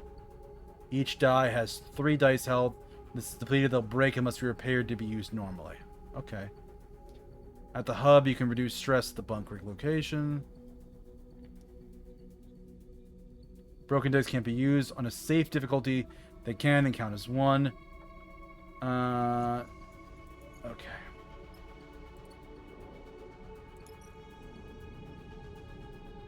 Release the hatch. I don't want to burn a stress. We'll do this and just guarantee it. Control access. Continue. You hear the bleeping immediately. Along the chambers and cabling with the drone's interior, something has started counting down. Guys, Nia voice comes hissing through the comm channel. Does anyone else hear that? Because I'm getting nervous. Shit, this is what I was worried about. Are we screwed? I can't be sure. His voice is dropped to a whisper, but that might be as if that might make a difference. Either this thing is about to send out a distress call or it's about to blow. We gotta shut this system down fast. Pauses. Then we move to the other side because I bet you there's a surprise waiting for us there too. We good? She sounds tense. I'm heading back to the ship or what? We're good. Keep going. Take a moment in silence. Alright, time to deal with this fast, then go over to the other side before something happens. Oh, I have to do both? New location. Into... Oh, he has good dice today.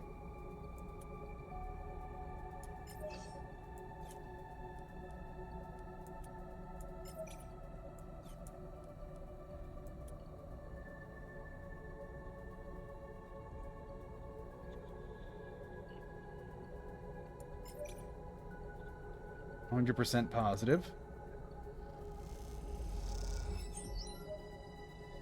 Core disabled.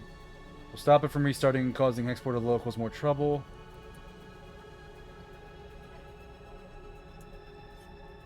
I have terrible Intuit, don't I?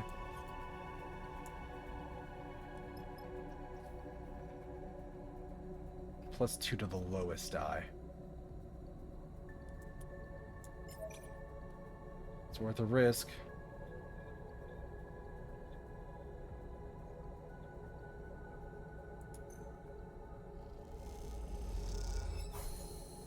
Core disabled.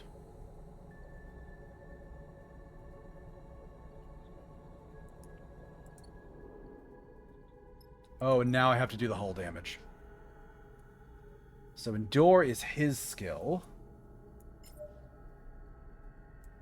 Right? No? Oh, he doesn't have the plus. That's why. But she could have... We could have done that with her. Okay.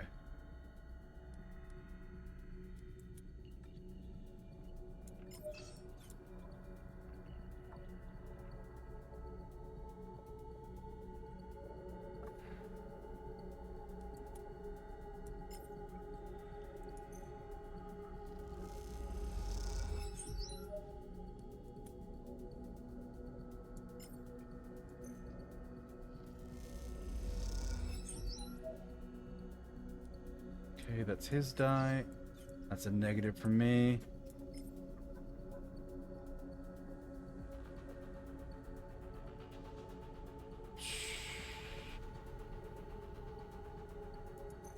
Gotta risk it. Stress. I only have one more supplies, though.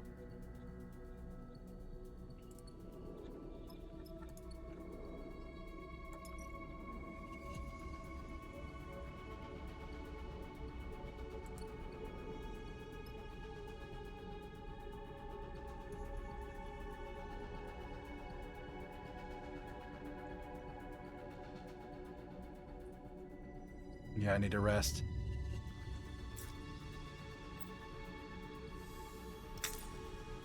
Oh, that's a bad turn. Use all your energy and now you're starving. While starving, you gain 1 stress per cycle and any energy... I missed all that. Okay.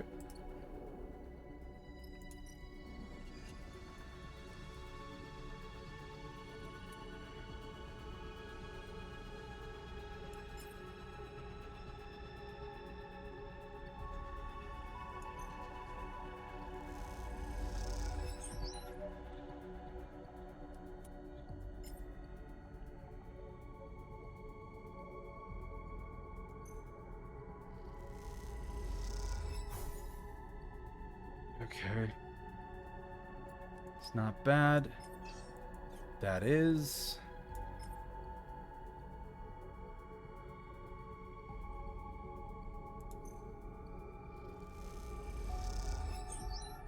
Broadcast access. I got a very good one. And this is a 75% chance.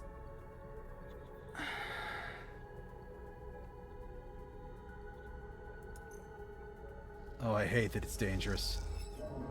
Fuck.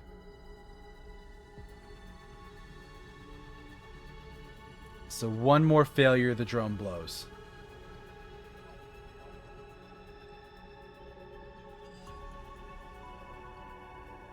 But everybody's gonna get a stress if we keep going.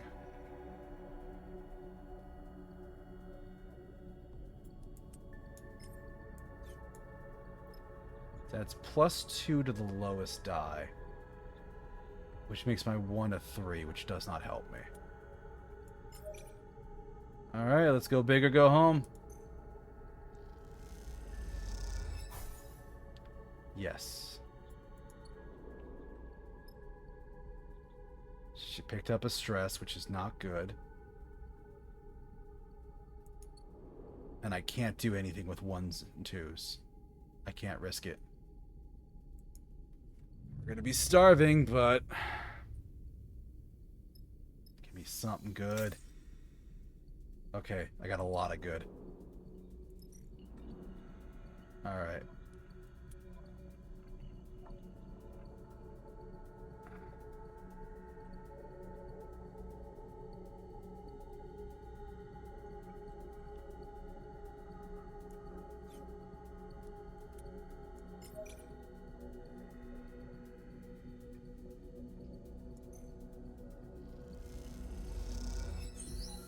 Okay, guaranteed success there.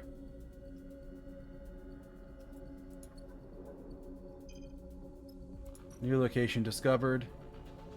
Hack broadcast. We need interfacing, which is a skill he's good at. No, he's not. A skill I'm good at? Yes.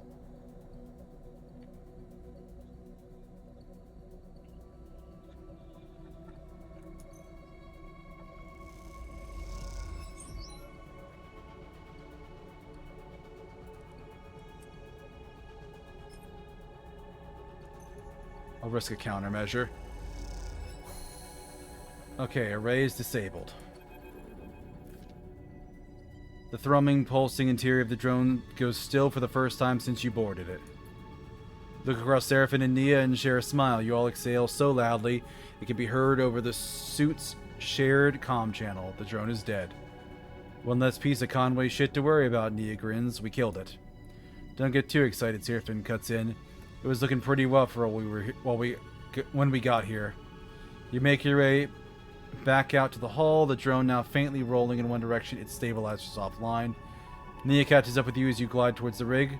Make a pretty good crew, Sleeper. Yeah, we do. She grins widely, punches you in the arm playfully. You reach the rig's airlock and take one last look at the drone's dark hull. It catches the light as it rolls in the vacuum. At some point in the near future, this drone will likely be smashed to pieces by one of the many asteroids of the belt. Spread across this place is twinkling dust. The thought pleases you. As does the thought of all that cryo-hexport now owes you. Time to go collect. Contract is concluded. You can leave via the map. Travel back to the hub. -5 stress during travel. Yes, please. After docking the hexport, Seraphim lets go of the controls and leans back in his chair. Nia comes over to you. Thank you, Sleeper. I knew you took a chance on me. Glad to have you. She smiles an infectious smile. Feels good to make a contract work, no matter how we pull it off. It's hard not to agree, and it feels better than when the hexport courier comes in with a lockbox full of chits. Lane may still be hunting you, but this should help the effort to slip his net. Suddenly you hear a familiar voice. Nia! Femi glides into view, approaching from the docks. He fixes you with a stare. What are you playing at, Sleeper? She wanted to come. You go to speak, but Nia drifts forward, cutting you off. Don't come throwing your weight around, Femi. I can make my own decisions. She glances back at you. Sleeper took me at my word, and I'm grateful. Femi is fuming. Did they now? He turns to you. Well, if you're working for Sleeper, I hope they paid you well. Nia looks away. Well, I asked, so... Femi smiles. So they aren't paying you. Seraphim crosses his arms. Let's keep this civil. He realizes it's the first time he's meeting Femi. For being civil, it seems like Nia has owed her share. Femi fixes you with a severe look. Pay her share. You grab around a quarter of the trits from the lockbox and hold them out to Nia. She takes them sheepishly. Alright, Femi smiles. We're good here. He turns to leave. Nia mounts to sorry and follows Femi across the docks. Seraphim watches them go. You sure know how to pick him, Sleeper, he shakes his head. He turns away and heads back along the docking bridge. I just hope we aren't going to end up as a stack of cryo short when we need to get out of here. I'm starving. You completed a drive and earned a drive point. So I've got 2 points. Now I can do stuff. I still can't boost any of these, though, which is really what I want.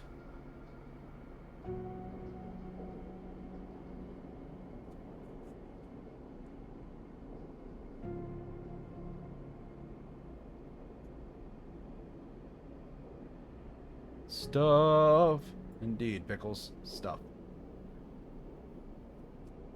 So I can make my pushes better, but that only helps me on missions, not here. But getting this so I can add a +3 to my lowest die is actually really solid. Okay. Yeah, I'll take that.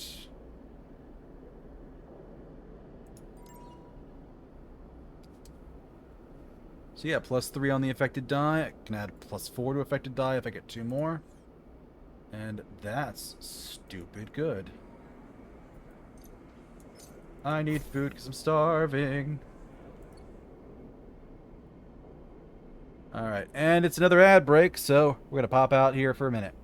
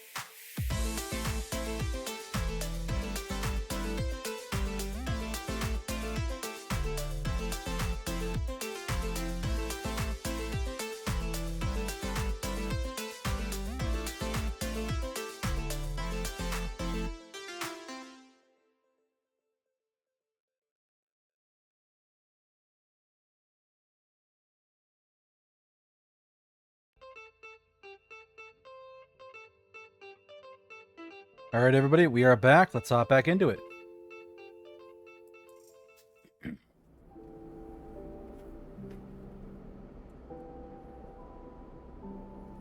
Oh, that dice damage. That dice damage sucks.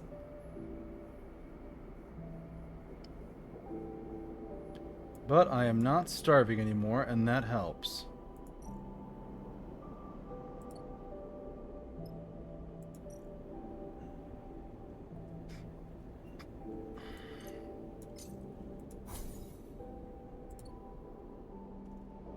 Alright, I'm topped up on energy.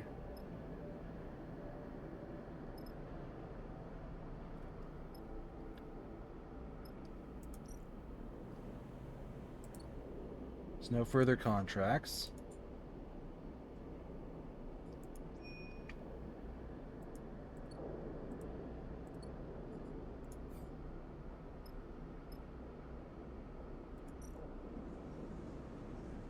Alright. So 75 cryo on the supplies. 20 cryo on the fuel. We are topped off on both, and this mess was not going to happen again.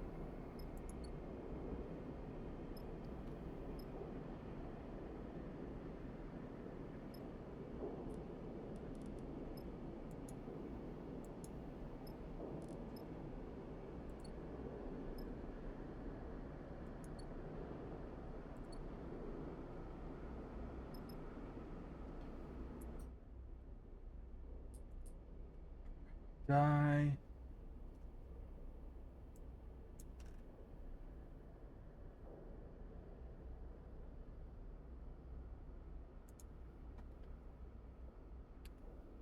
When this is depleted, dice will break and must be repaired.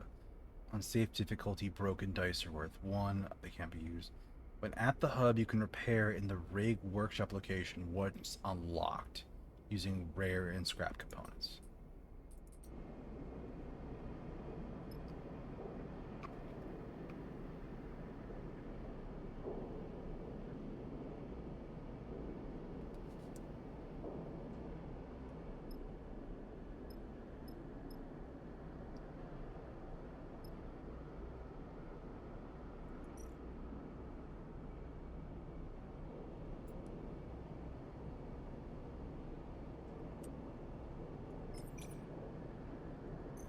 Do some engineering here, see if I get anything good. No, just cryo.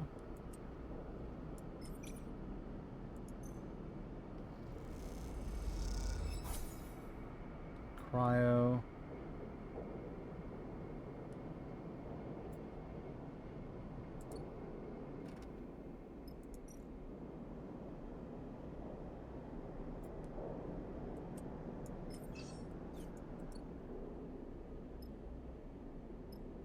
Endurance is bad. Canteen.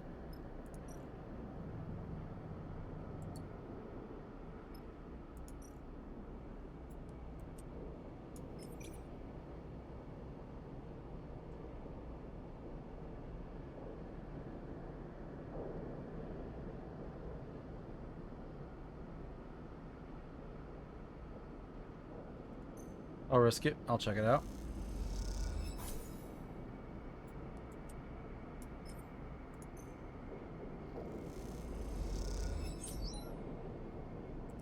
Alright, so I made some cryo back, but I'm gonna have to basically spend it all on food.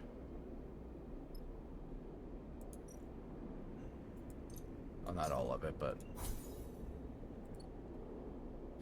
And that too is functionally worthless. At least at the moment, so...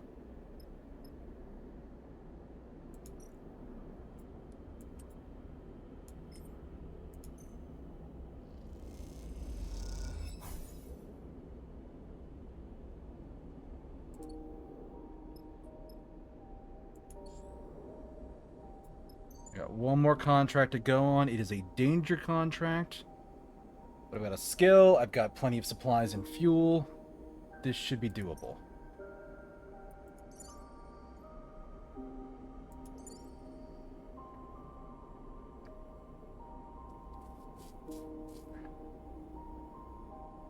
Alright, so they've got interfacing probably.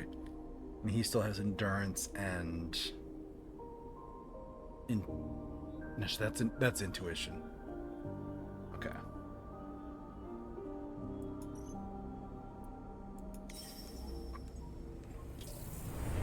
All right, here we go. New dice. Oh my god, it's 3 6s and a 5 and a 4.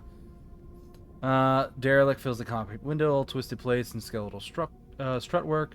You watch in horror and fascination as Seraphine completes the approach, both of you silent in the presence of this decaying beast. And as you settle in, Seraphine is the first to break the silence. This thing is already dead, he shakes his head. It's a corpse sleeper. He nudges the ship closer, looking for a place to dock. I touch this thing too hard, it'll crumble to dust. No advice? Take us up there, that's the bridge, Junie points towards one end of the ship. And both of you and Seraphine turn around, having forgotten she was even in the cockpit. She hasn't said a word since you departed. She glances at both of your amused faces. What? She looks away. Sorry, that's where we need to go. She stops pointing. Seraphim points towards Junie. She's not wrong, Sleeper. The bridge would be a good start. Assess the wreckage first. Junie settles silently back into her seat. She looks away out of the cockpit. You're unsure if she's upset or just embarrassed. Carefully, Seraphim brings the ship close to the derelict and guides it along the hull. The rig's lights ripple over the broken surface, finding gaps and cracks everywhere. Seems remarkable the derelict is still held together. Shit, Seraphim hisses as a huge spinning piece of debris drifts in front of the cockpit. He pushes the rig down beneath it, squeezing between the debris and the hull, and as he does so, an ear-splitting screech signals the rig scraping across the derelict's skin. He freezes for a moment, waiting for the breach sirens to sound, but the moment passes and you relax, you glance at Seraphim. His face betrays no emotion. This isn't safe, Seraphim shakes his head. I'm going to find somewhere better to settle our ship. Then we need to suit up and work our way along the hull on foot. You look back at Junie and still see her in her seat, eyes wide. You okay? She looks at you and there's a sudden unfamiliar hardness in her eyes that surprises you. Then a moment later, it's gone and her gaze softens. I'm okay, she smiles a flat smile. Don't worry. Seraphim brings the ship away from the derelict's hull an inch at a time, then slowly brings it round to settle close to a mostly intact hull plate. This section is fairly free of debris. He nudges the ship a little closer. We should be good to hold here. Seraphim unclips from his seat, and you and Junie follow suit. As you all glide down towards the airlock, Junie follows silently. You can't help but feel judged. As you reach the airlock, Seraphim begins suiting up. We're lucky that little collision hasn't started a cascade that will end with this place coming apart under our feet. Seraphim violently kicks his feet into a set of EVA trousers, clearly irritated by his own carelessness. This is a delicate job, Junie says quietly, almost to herself. The data core will be fragile. She casts a furtive glance in the direction of you and Seraphim. Very fragile. Understood. Junie nods appreciably. The rest of the preparation process takes place in tense silence, with each of you considering the delicate job ahead. You suit up too, though you don't need a helmet to breathe. You slide one on and lock the seals for protection. This wreck isn't going to give up its salvage easily. The core should be near the bridge, maybe even inside, but there's a lot of wreck here. There might be good salvage tucked away into the cargo hold. Once suits are on and the seals are checked, you cycle the lock and stare out into the vast expanse of the twisted hull before you. Time to go to work. Alright, I'll listen and have some more water. Hydrate. Also, congrats on the Pokemon pickles. Also, I've been drinking water all night. My glass is like half empty. Okay. So I've got 2 spots. Risky engineering or engaging. But it's dangerous. Because we tapped it, something bad happened. Crap. Well, since I know this thing's gonna be a pain in the butt, engineering is its own mess.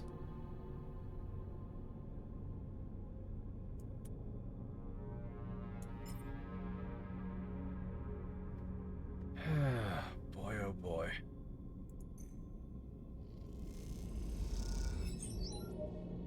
Cargo entry, very nice. Can I use a 6 here? Would that help? Not for that one. 100% positive. We'll burn one here. Found a passage into the cargo bay. Time to see what's inside. Alright. So he has engage. But he doesn't have a positive to it. It just doesn't have any negatives. And I've got engineering at the wazoo.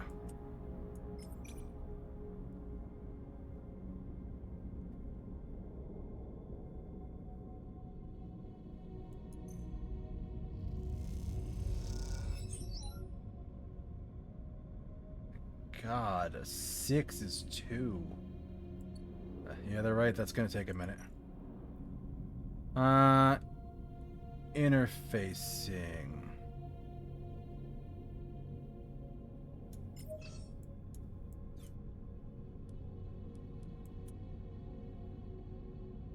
Oh no, that's the wrong skill anyways.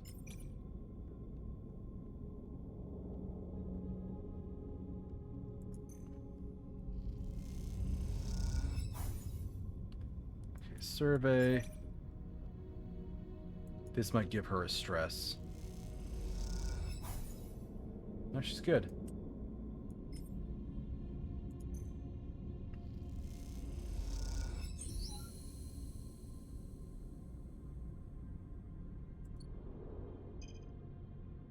New location discovered.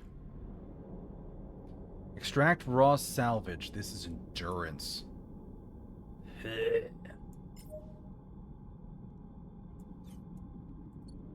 I'm not burning a 4 there today.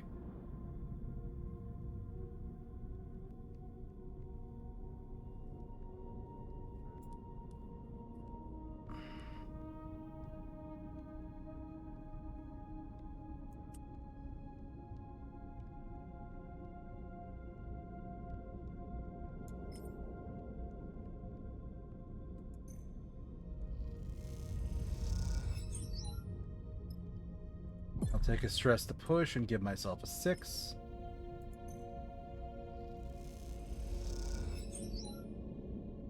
Lots of good progress, and I could risk it for this one. That would be my last die for the day, too. Let's try it and see. Derelict stress. Add 1 contract stress per cycle unless resolved at the crisis location.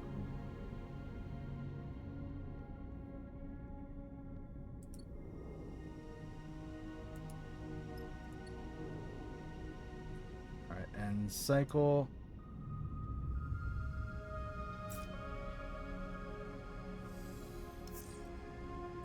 Alright.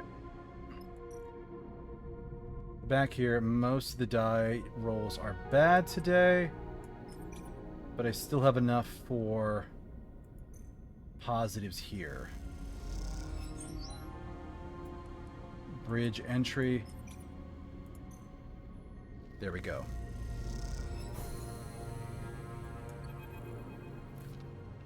Bridge of the derelict lies silent. The pale beams of your suit lamps catch rows of terminals and clouds and glittering dust. Wires wave like seaweed, and the whole scene appears as if underwater. Chaotic, but still. Junie glides past you, disturbing the dust and taking you by surprise as she does. She's been a stoic presence so far, but in this moment she seems drawn forward by some force of curiosity. You watch as she bats away the debris and begins checking terminals. Let her work. She's already prying an access panel off one of the more intact-looking terminals, and as she does, puffs of rust color the vacuum around her red. Approach her. She turns back to the terminal and finishes prying off the plate. Then quickly she reaches inside, fishing around for something.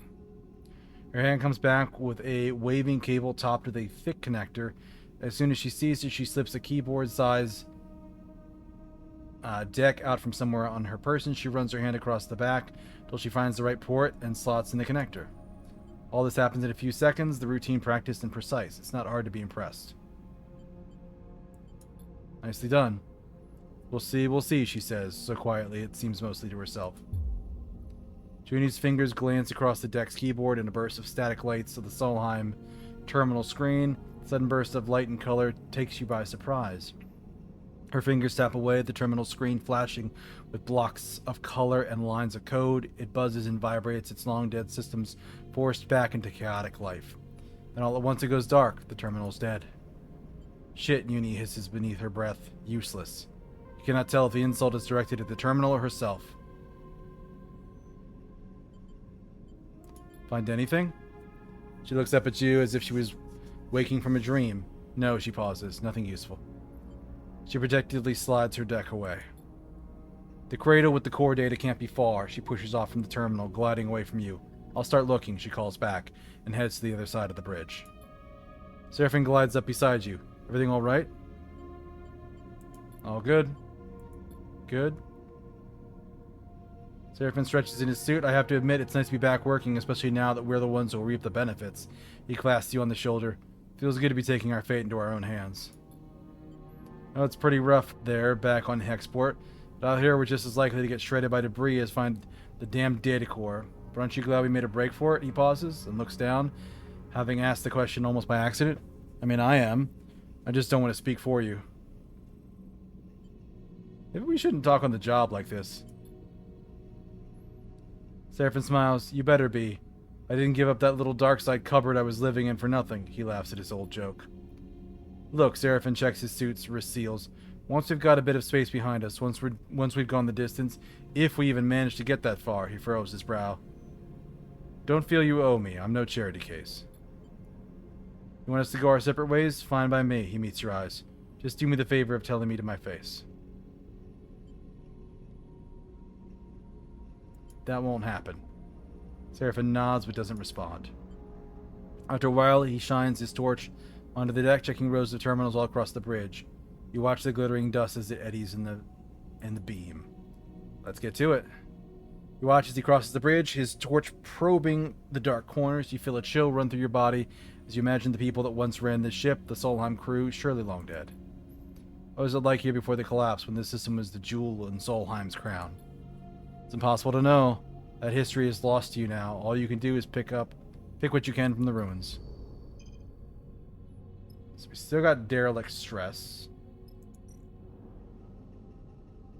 Interface and endurance. Oh, these are bad stats for me. Yeah, he's got 2s. He's worthless for this. And I don't have the right skills for this at all. She's 4, but I don't like that. What is this? Emergency seal. The hull is falling apart. If this breach isn't sealed in fast, the entire wreck will collapse.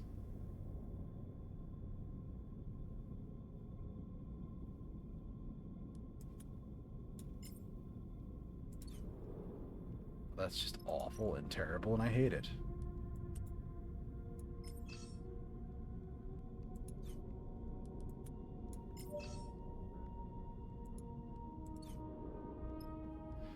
So, 2 of us can't help with that at all.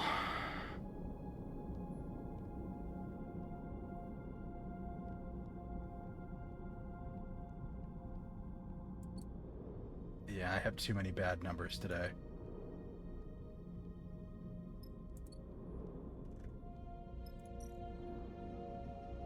I mean, I've got a 4, but...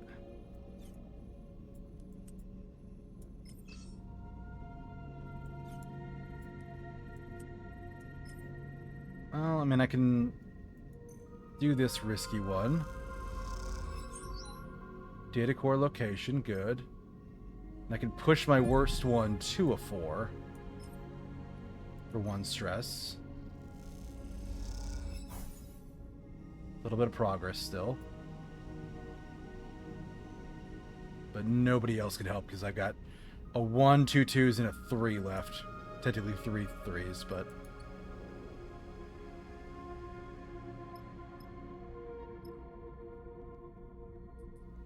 Alright, let's end the cycle.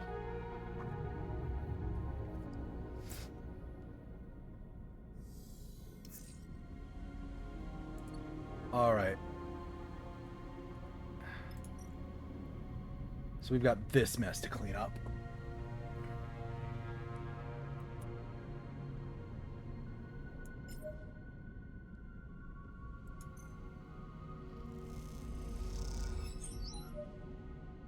Jeez. It's not what I want to do.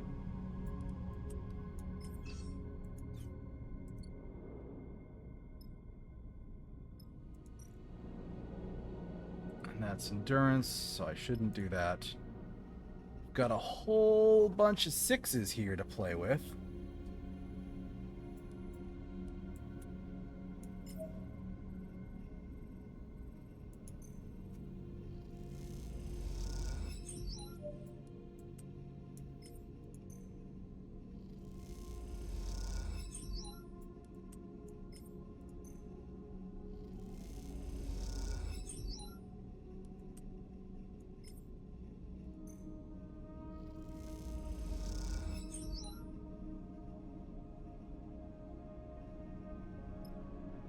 I'll risk a stress to make the worst one a 4, which did not help me, and I shouldn't have done that.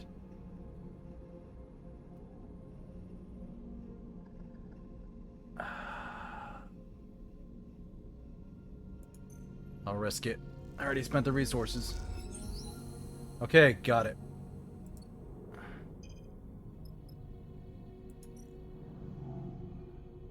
Engineering, slice the core. Nice. That's my perfect skill.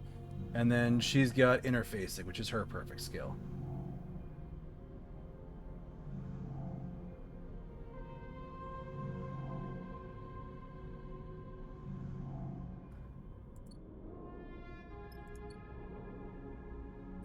Alright, let's end the cycle.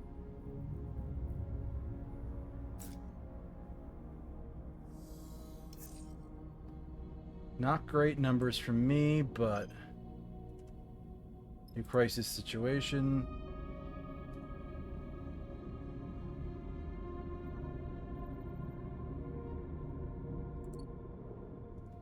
Oh, that's what these two are. Okay. Then let's work fast.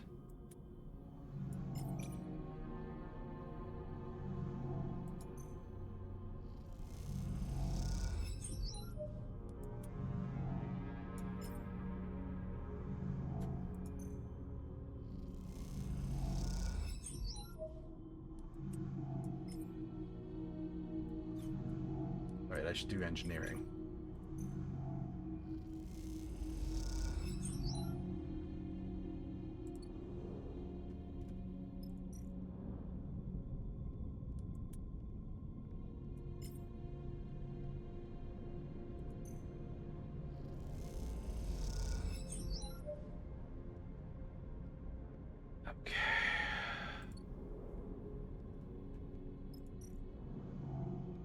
And I can risk this. It's dangerous though. I don't want to risk that. We got plenty of supplies. I can rest another night or another cycle.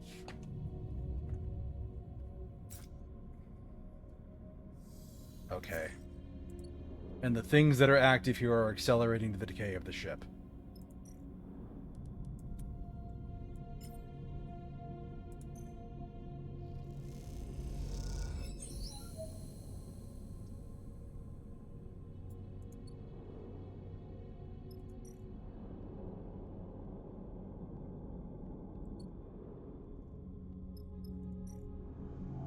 Data core.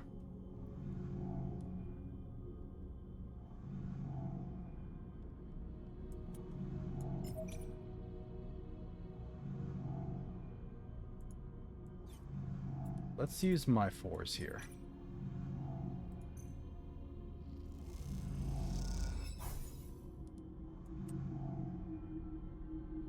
A little bit of core damage, but that's fine. That's neutral, I guess. So we succeeded. Extract the core. Much as Junie nervously guides the core out of the cradle, a large ball almost half your height in diameter, it glides up out of the framework that held it, connections waving, loose and cut. Her breathing comes through the suit's comms, loud to be picked up, and it fills you with intense energy as you watch. Over the course of this job, you've seen Junie both focused and distracted, nervous and precise, but you've not seen her any more confident than in this moment. She floats beside the data core, handling it with care and skill, as if it was the vast egg of some endangered bird. She glances up and sees you watching her, and you notice something unfamiliar in her eyes. Something you've perhaps seen in a passing moment before, but only now it's no momentary lapse or change. It is set in place. You see determination. She guides the core a little way from you with one hand, at the same time comes forward, almost placing herself between you and her prize. And it does seem to be hers in the way she handles it, the possessive way she screens it with her body. We need to talk. The statement comes out flat and deadpan. Any nervous tremble gone. Right now. What are you doing? Sleeper, she takes a deep breath. I want to be honest with you, but I need to know you won't take this from me. Junie glances around the cradle defensively, but Seraphine is already heading back to the ship to prepare the cargo bay for the core's storage. You two are alone. Tell me and we'll see. Fine, she folds her arms, but it's staying with me. Carson doesn't deserve this treasure, Sleeper. Jeannie glances over her shoulder at the core. Do you know how many of these are left intact? She shakes her head. And all he wants to do is wipe it clean so he can use it to interface with Hexport. All that data, gone. So what do you want? I want to extract the data to make use of it. You see some genuine emotion flicker in her eyes. After extracting the data, the core will be unusable. There's a security system that will fry it if data duplication is attempted. I can delay the security response long enough to copy the data, but after that... You've done this before. She looks down. Yes, she meets your eye. This is why I came. Look at this place, Sleeper. She gestures to the cradle room in a dark and twisted cavern of long-dead tech. How many of these places are left? How many chances do you think we'll have to recover anything this old, this fragile? Like it or not, we live in Solheim's shadow and their ruins, yet we know almost nothing. What chance do we have of understanding how we got here when others like them, like Senestad and Conway, are descending on this system? I need this core. But at what cost, Sleeper? She gestures around herself. With this core, we could learn something about ourselves. We could learn our history, how this system was settled. We could learn the technology we built our lives on. We could uncover Solheim's crimes and seek to make amends. She looks at you with pleading eyes. We could see beyond survival towards something else. You never heard Junie speak like this, and you realize what you've taken for nervousness was actually control. This person in front of you defending a decaying data core with their life is the real Junie. But then you think of Lane, of the price he put over your and Seraphin's heads, and of the feed lines without which leaving Hexport will be almost impossible. Is this even a choice? Explain about the feed lines. Junie listens carefully as you tell her about the deal with Karsten, the feed lines he offered you, and both you and Seraphin are on the run. That'll help, Junie doesn't flinch. We'll find another way to get those feed lines. Karsten is an idiot. I can hack his system and pull them out of there, or Seraphin looks stuffed. Maybe he can grab them. She looks desperate. We can do it. We can do something.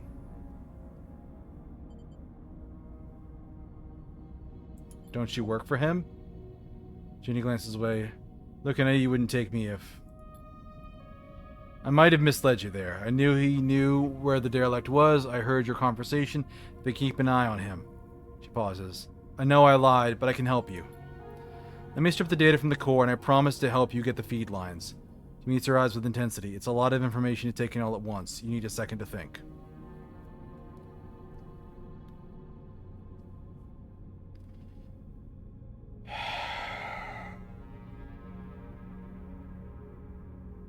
I could use a hacker.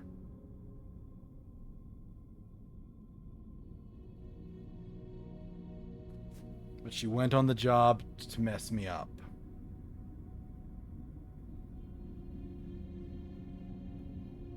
I don't know, the last time it put me like 50-50 odds of something negative happening, which could break the core and ruin it anyways.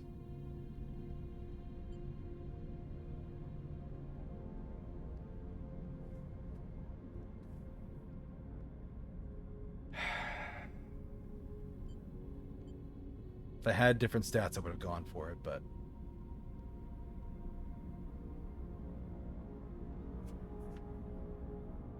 I really don't want to tell her yes. I don't.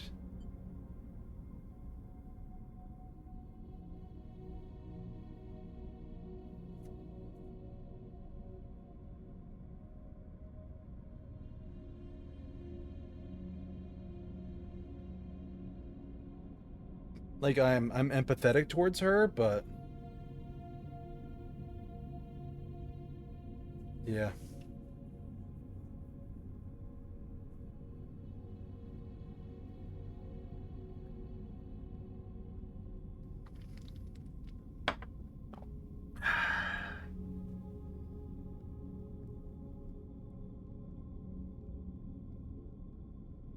Well, I've been risking it, so let's say no deal.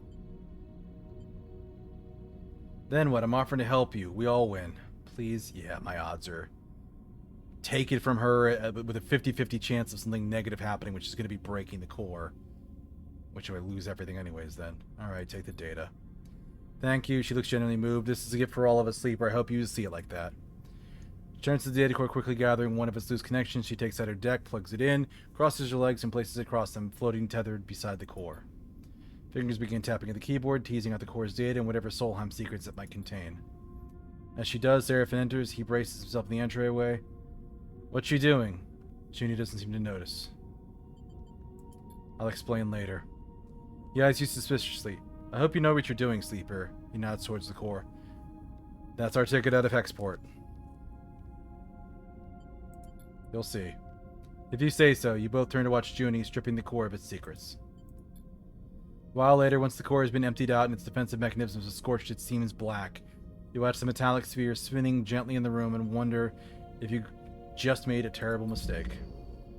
Contract failed.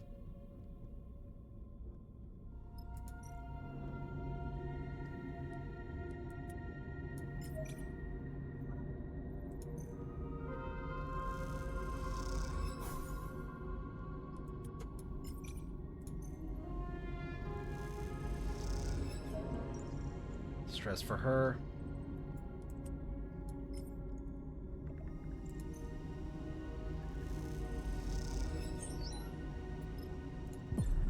Push that to a 4.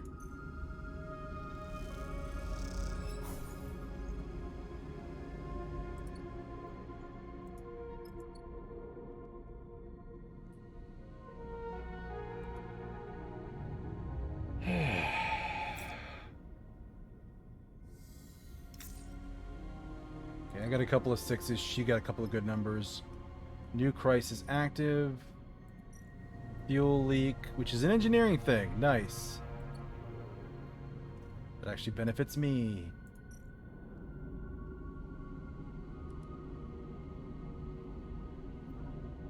Interfacing for her. 100% positive, and that should finish it.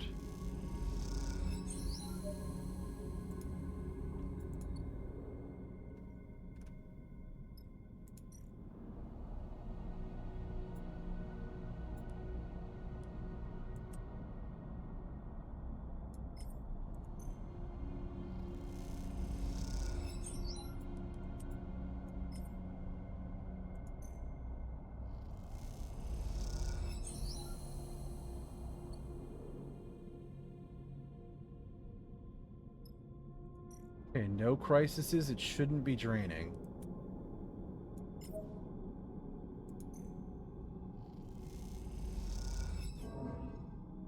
Derelict stress. Stress for him. Yeah, I'm out of here.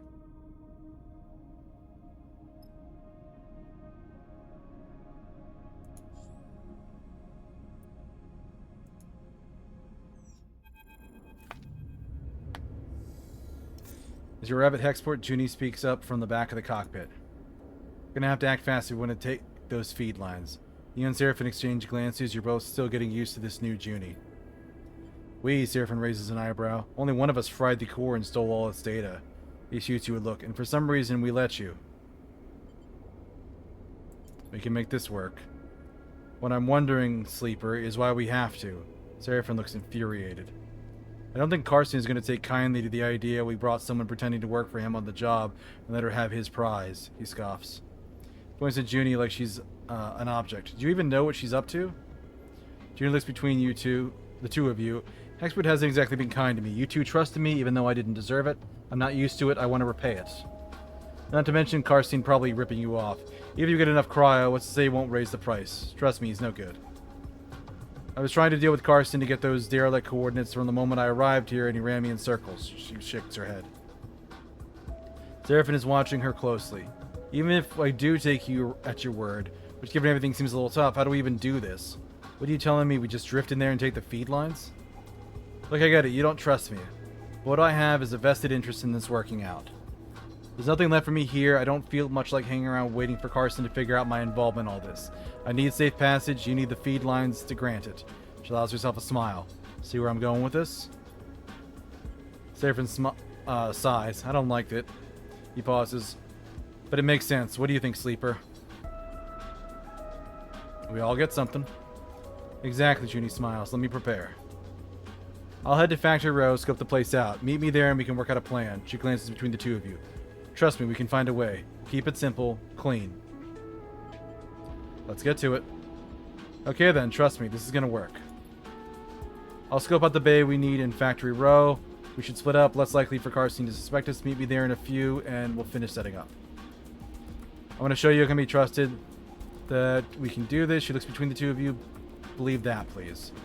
That, she slips away down the passage towards the airlock and hexport beyond. You look at Seraphin. I'm saying nothing, Sleeper. He unclips from his seat. Either this is the kind of mess you have to go through to get to the other side, or it's the kind that you never escape. Either way, we're in it now. He leaves the cockpit. I stare at the chaotic lights of hexport and wonder if anything in the Starward belt is ever runs smoothly. Yeah, I'm hungry.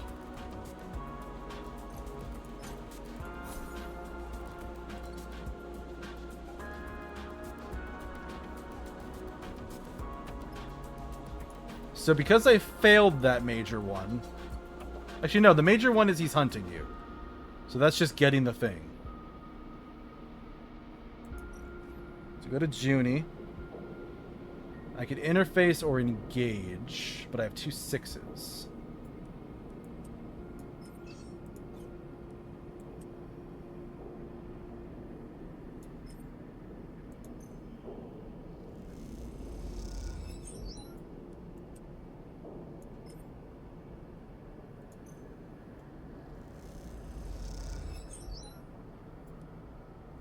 Couple of 4s ain't bad.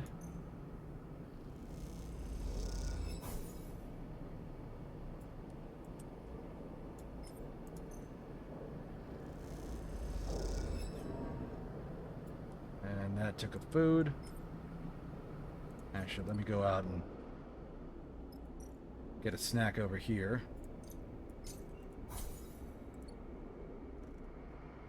So one change from this game compared to the original is your energy level determined the number of dice you got to roll. And it doesn't seem like that's the case now, but the stress is actually what's triggering the dice.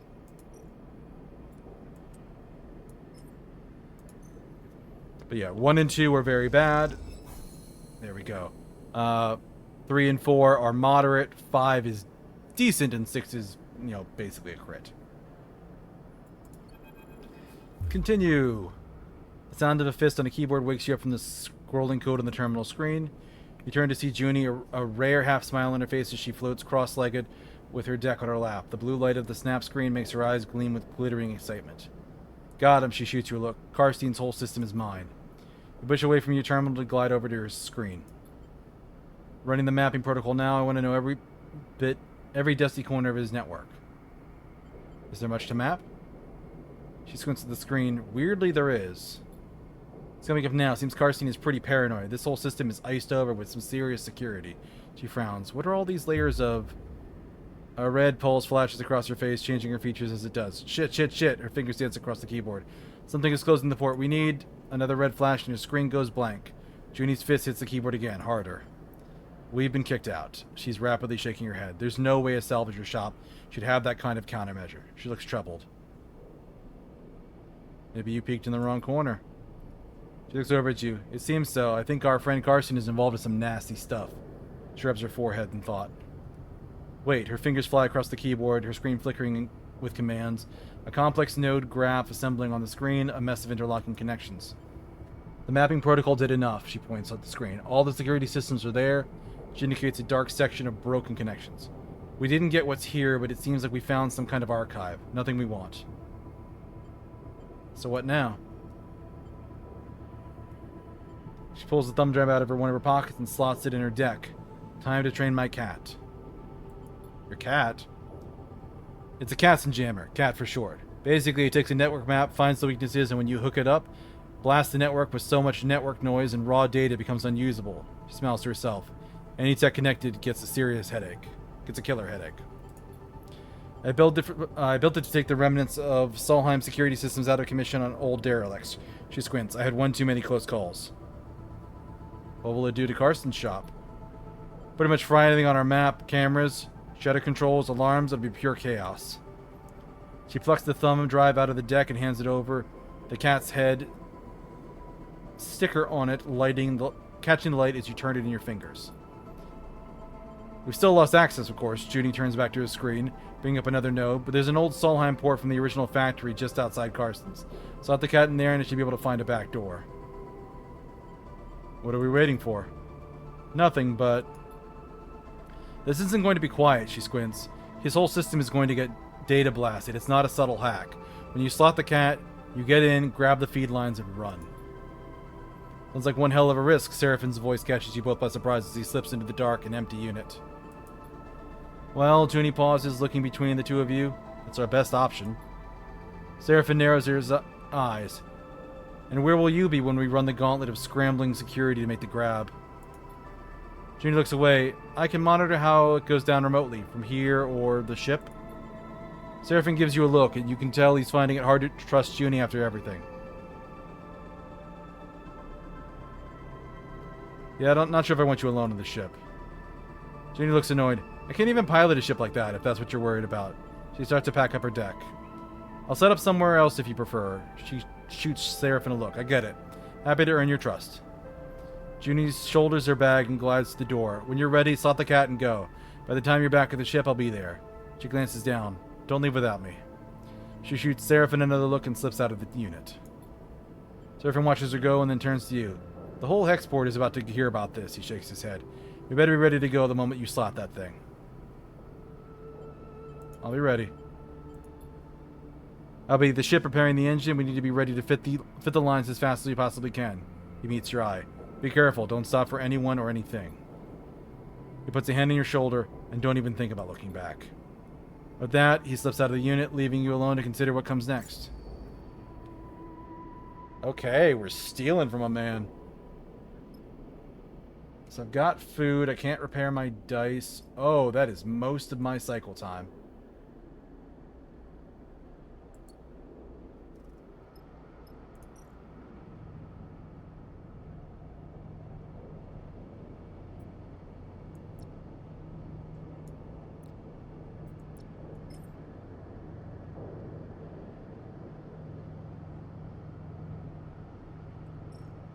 Alright, let's do it. Security hacked. Carson's place is locked up for the cycle, shuttered down, alarms on, the denizens of Factory Row sneaking past with deliveries and work orders. You hold your position opposite of the shop, take a deep breath, waiting for a sign that this is going to work. Look at the thumb drive, with its shimmering cat sticker sticking out of the old Solheim access port. You imagine the flow of data as the Katzen jammer seeks for an entry port into Carson's system. Think of Junie tucked away near the ship, watching you through the public networks. Think of Seraphin deep in the engine room of the rig. Hurry the hell up, you think. Everybody, enough waiting. You bastard! Hydrate! Thank you, Ez. And then you hear it. A pulsating white noise, sputtering, and then screaming out of Carson's shop. I be lurking. Oops. Caps, yeah. The shutter scissors up and down, the lights pulse, the alarm gurgles in confusion. For a moment, you're stunned into stillness.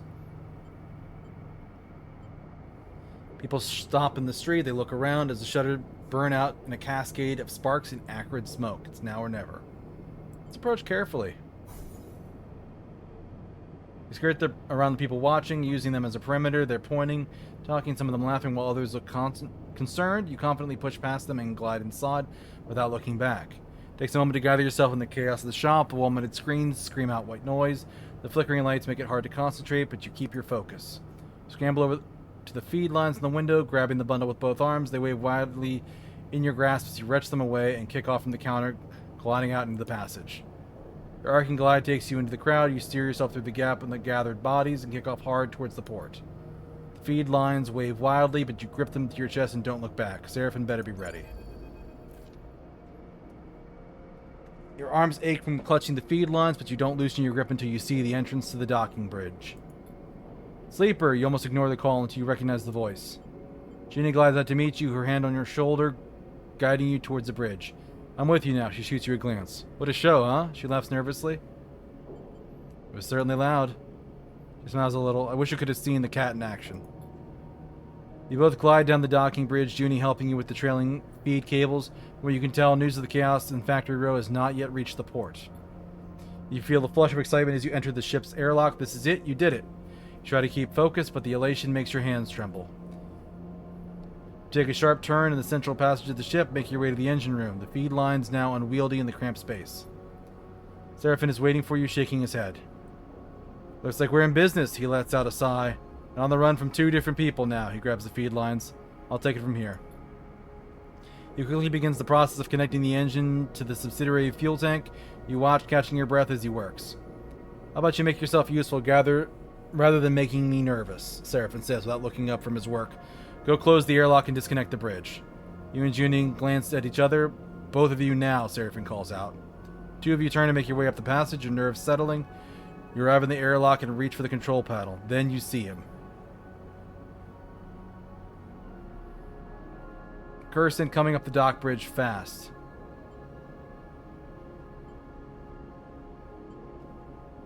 Ooh. Call out, and Kirsten just laughs in response. Not a chance. Slams you with some force, sending you spinning into the metal wall behind you. You jerk in pain as you hit it and lose your sense of direction. Kirsten's heavy hands grab your neck and retch you towards your face. Sneaky little shit, you think I didn't know who it was when I saw what was taken? Thought you sleepers were supposed to be smart. Before you can respond, he jerks back in pain. A threat of blood spiraling from his forehead. Junie swings again, pipe catching him in the chest and sending him spinning towards the door. You watch stunned as she inputs the closure sequence with trembling hands. The door his close, obscuring his floating body from view. She's breathing hard and doesn't look up. The pipe drifts from her hands, gently spinning in the air. Thank you. She looks back at you and opens her mouth as if to speak, her eyes wild. Seraphin rushes past, gliding up the passage to the engine room. Come on, get yourself strapped in. You and Junie silently follow him, your head spinning, your thoughts racing. You slip into seat as Seraphin punches in the departure sequence. The rig begins to pull away from Hexport, Seraphin's hands on the controls. You close your eyes and feel the force of the thrusters firing. Escape Hexport before Lane finds you. I got out just in time. What the Seraphin's quiet question interrupts your thought as the rig cuts across the belt. Hexport is now behind you, drifting out of visual range. Its glittering lights now just part of the background glow of the belt's thousands of reflected bodies. Whatever trouble you stirred up there, it's surely left behind. Which is why Seraphin's muttering is worrying you. What's up? There's a transmitter coming out of Hexport, some kind of evac code. He turns back to his console. Let me check this. Sleeper, the voice as distorted as it is, cuts through you. Lane. I know you're there, a hissing pause. Stay silent. I'm getting a wide channel broadcast, he rubs his shoulder nervously. They're warning people to alter their course away from the station. You're slipping away, a squawk of noise. But we can't have that. I take this personally, Sleeper, a sharp intake of breath. After all my investment, all my care expended upon you, this is how you repay me? At least we're headed away, Seraphin interrupts. Maybe it's just a precaution. I see a little something glittering out there, Lane continues. Could that be you? Sleeper, you hear Seraphin calling, but you don't move, you don't breathe. All you hear is Lane's voice. You unclip from your restraint, drifting forward towards Seraphin. He gives you a wild look. Something isn't right. You don't feel right. A numbness grows in your body, your fingers flexing without your input. You reach out towards Seraphin. No, not you. Something reaches out towards Seraphin through you. Attention flickers in his eyes. Fear. A hissing silence, then a rumbling blast. All at once the rig screams, system seizing in electromagnetic paralysis. All at once the rig shifts, carries on some shockwave of light. Pain, then darkness.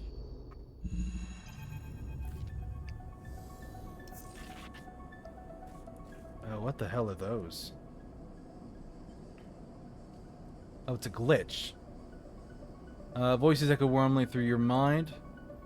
You can't make out what's being said, or in any attempt to focus causes a growing flare of pain, so you let them fill the air, unidentifiable and soft. You're floating, so you can't yet feel your body or its weight. The feeling is pleasant, soothing. At the moment you realize this, it begins to fade. Something spasms in your fingers and you flick it away. A sensation crosses the sole of your foot and you kick your leg. A weight settles itself in your chest. You're awake. You open your eyes to light playing across the surface, patterned with stained cushioning. You're alone. The voice is replaced by the hum of air cycling, the distant clank of maintenance systems. You are alone and this is not your ship. You jerk upwards, against the straps that hold you loosely to the berth, suddenly confronted with the last thing you remember, an overwhelming numbness, and below it, an insipid animating force creeping through your mind. You pull the straps and free yourself, floating into the small habitation room, cushioned and worn, your mind racing. What happened? You search back and remember only Seraphin's shouts, the sudden acceleration of the rig, and then darkness. A chill runs through you. Cold light fills the room and you float over to the dark square of the window. You see stars. The bright pinpricks of drive trails and the skeletal docking bridges. This is a station. A sudden hiss draws your attention to the door, which slides open with a puff of equalizing pressure. The entering figure jumps as they see you awake. You're up. They hesitate in the doorway. Where's Seraphin? Your friend, right? They laugh nervously. I'm not really sure. He headed out a while ago. I'm Bliss, they shrug, not sure what to add. Your crew are out. Sorry, they brought you here. Here? Right, they nodded slowly. This is my room. They glance around. Not much I know. We're in my repair bay, on the far spindle. You know where that is? In the belt? Yeah, they smile sympathetically. In the belt. Come on, let's go somewhere a little more comfortable. They hold out a hand. You're safe, don't worry. You follow them out into the corridor, gliding behind them. They move with the ease of someone who was either born in Zero-G or has spent most of their life in it. They guide you to an enclosed balcony where heavily scratched, thick acrylic windows look out into a chaotic-looking wet dock. At the center of the dock is the rig, scratched and worn, but still your ship. It's a reassuring sight. So, what happened? Your ship. Bliss pauses. You're lucky I heard your distress signal. You sensed they were holding something back. I guess that expensive long-range array was tricked into buying finally paid off. They laughed to themselves. Well, at least for someone.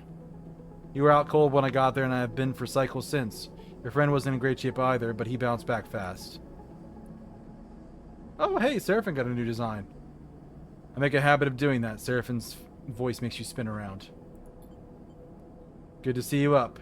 He can't suppress his smile. Glad to be back.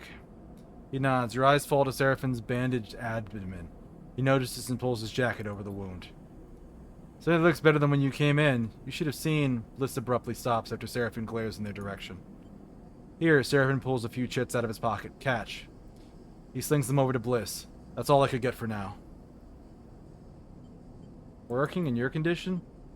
Seraphin sighs. Please, I'm fine. Bliss looks at you apologetically. I know what it looks like, but I'm sorry. I can't work for free. Keeping this place going is bad enough. And that's 9 o'clock. I get it. Seraphin nods. We're just thankful you towed us. We aren't freeloaders. I'll let you two catch up. They turn to you.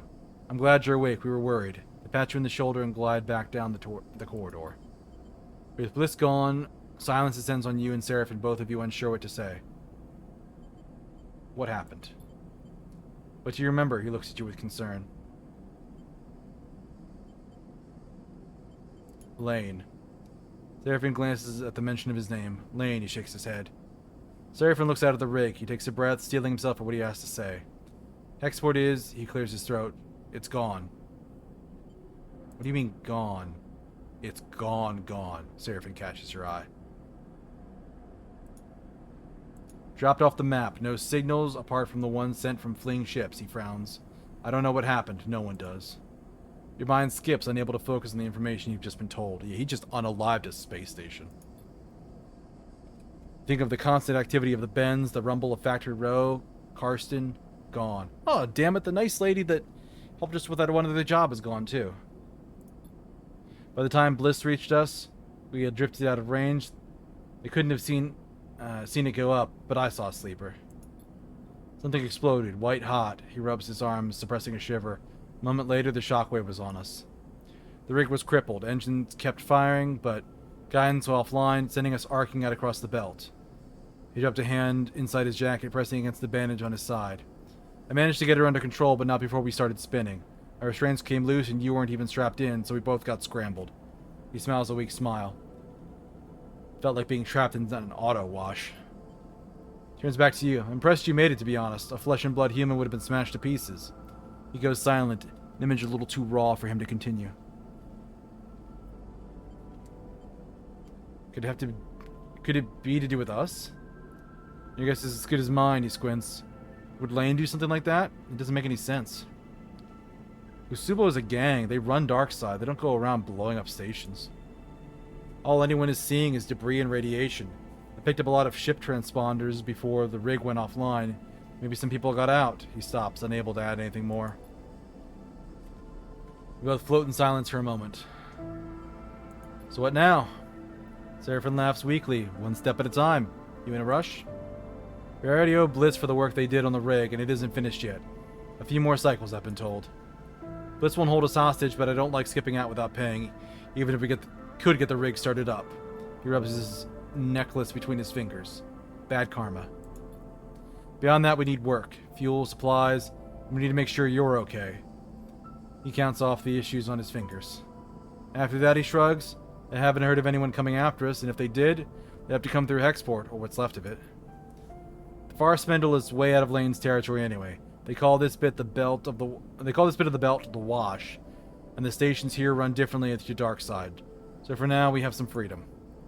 Seraphin sighs. Freedom to go broke, starve, and even get in more trouble, if that is. In all honesty, I was hoping you might have some ideas. I want to explore this place. Far Spindle? There's plenty to see. This is a free station. No one faction holds control, so it's quite the circus. Just watch your step out there. Look, Sleeper, he rubs his side. I'm not sure I can work right now. I just got kicked out of a salvage yard for passing out on the job. He looks away. Even with the pain meds I've been able to scare up. I can fly, that's for sure. He stares obstinately at the rig. But you are going to need some crew if you want to do any serious work. I'm sorry. Don't be. Thanks, Sleeper.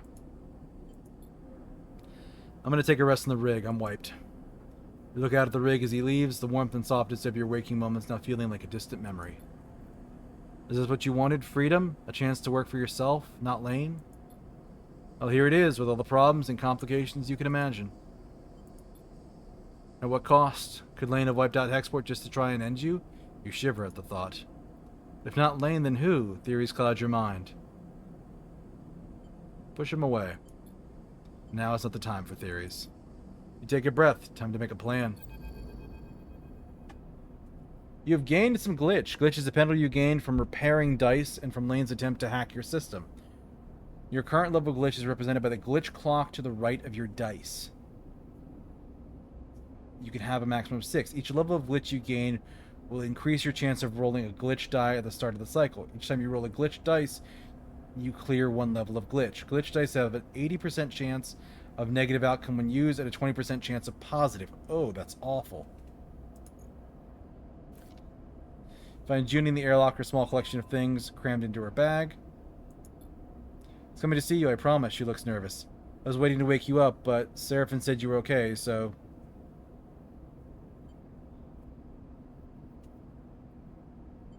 So you're going?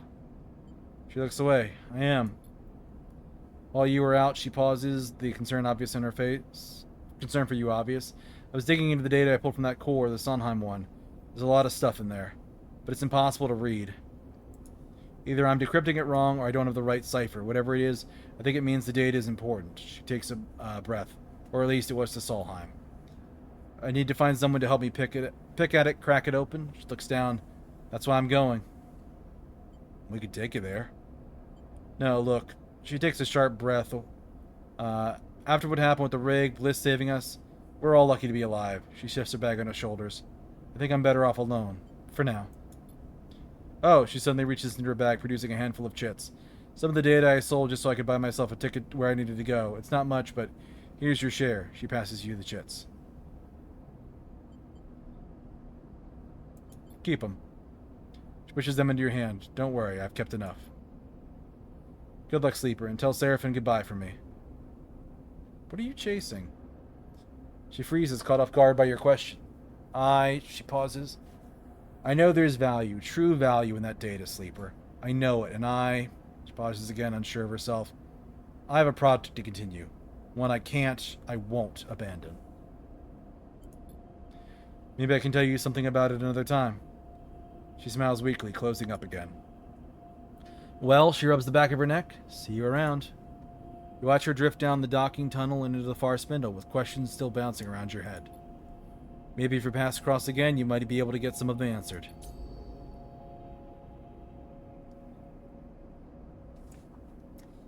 I had to pause ads twice, but yeah, that's where we're going.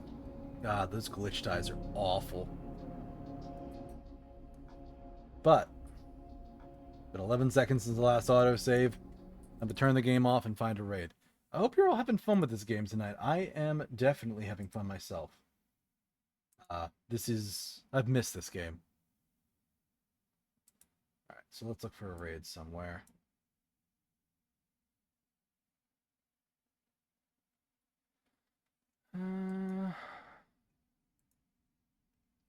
Actually, could raid them.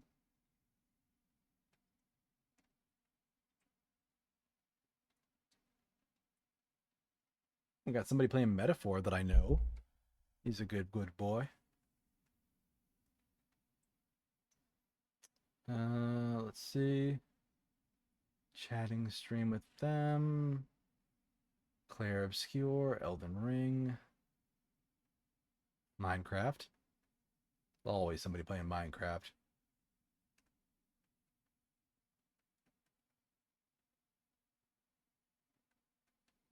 Thanks, Pickles. Hope we all have a good night. Let me see here.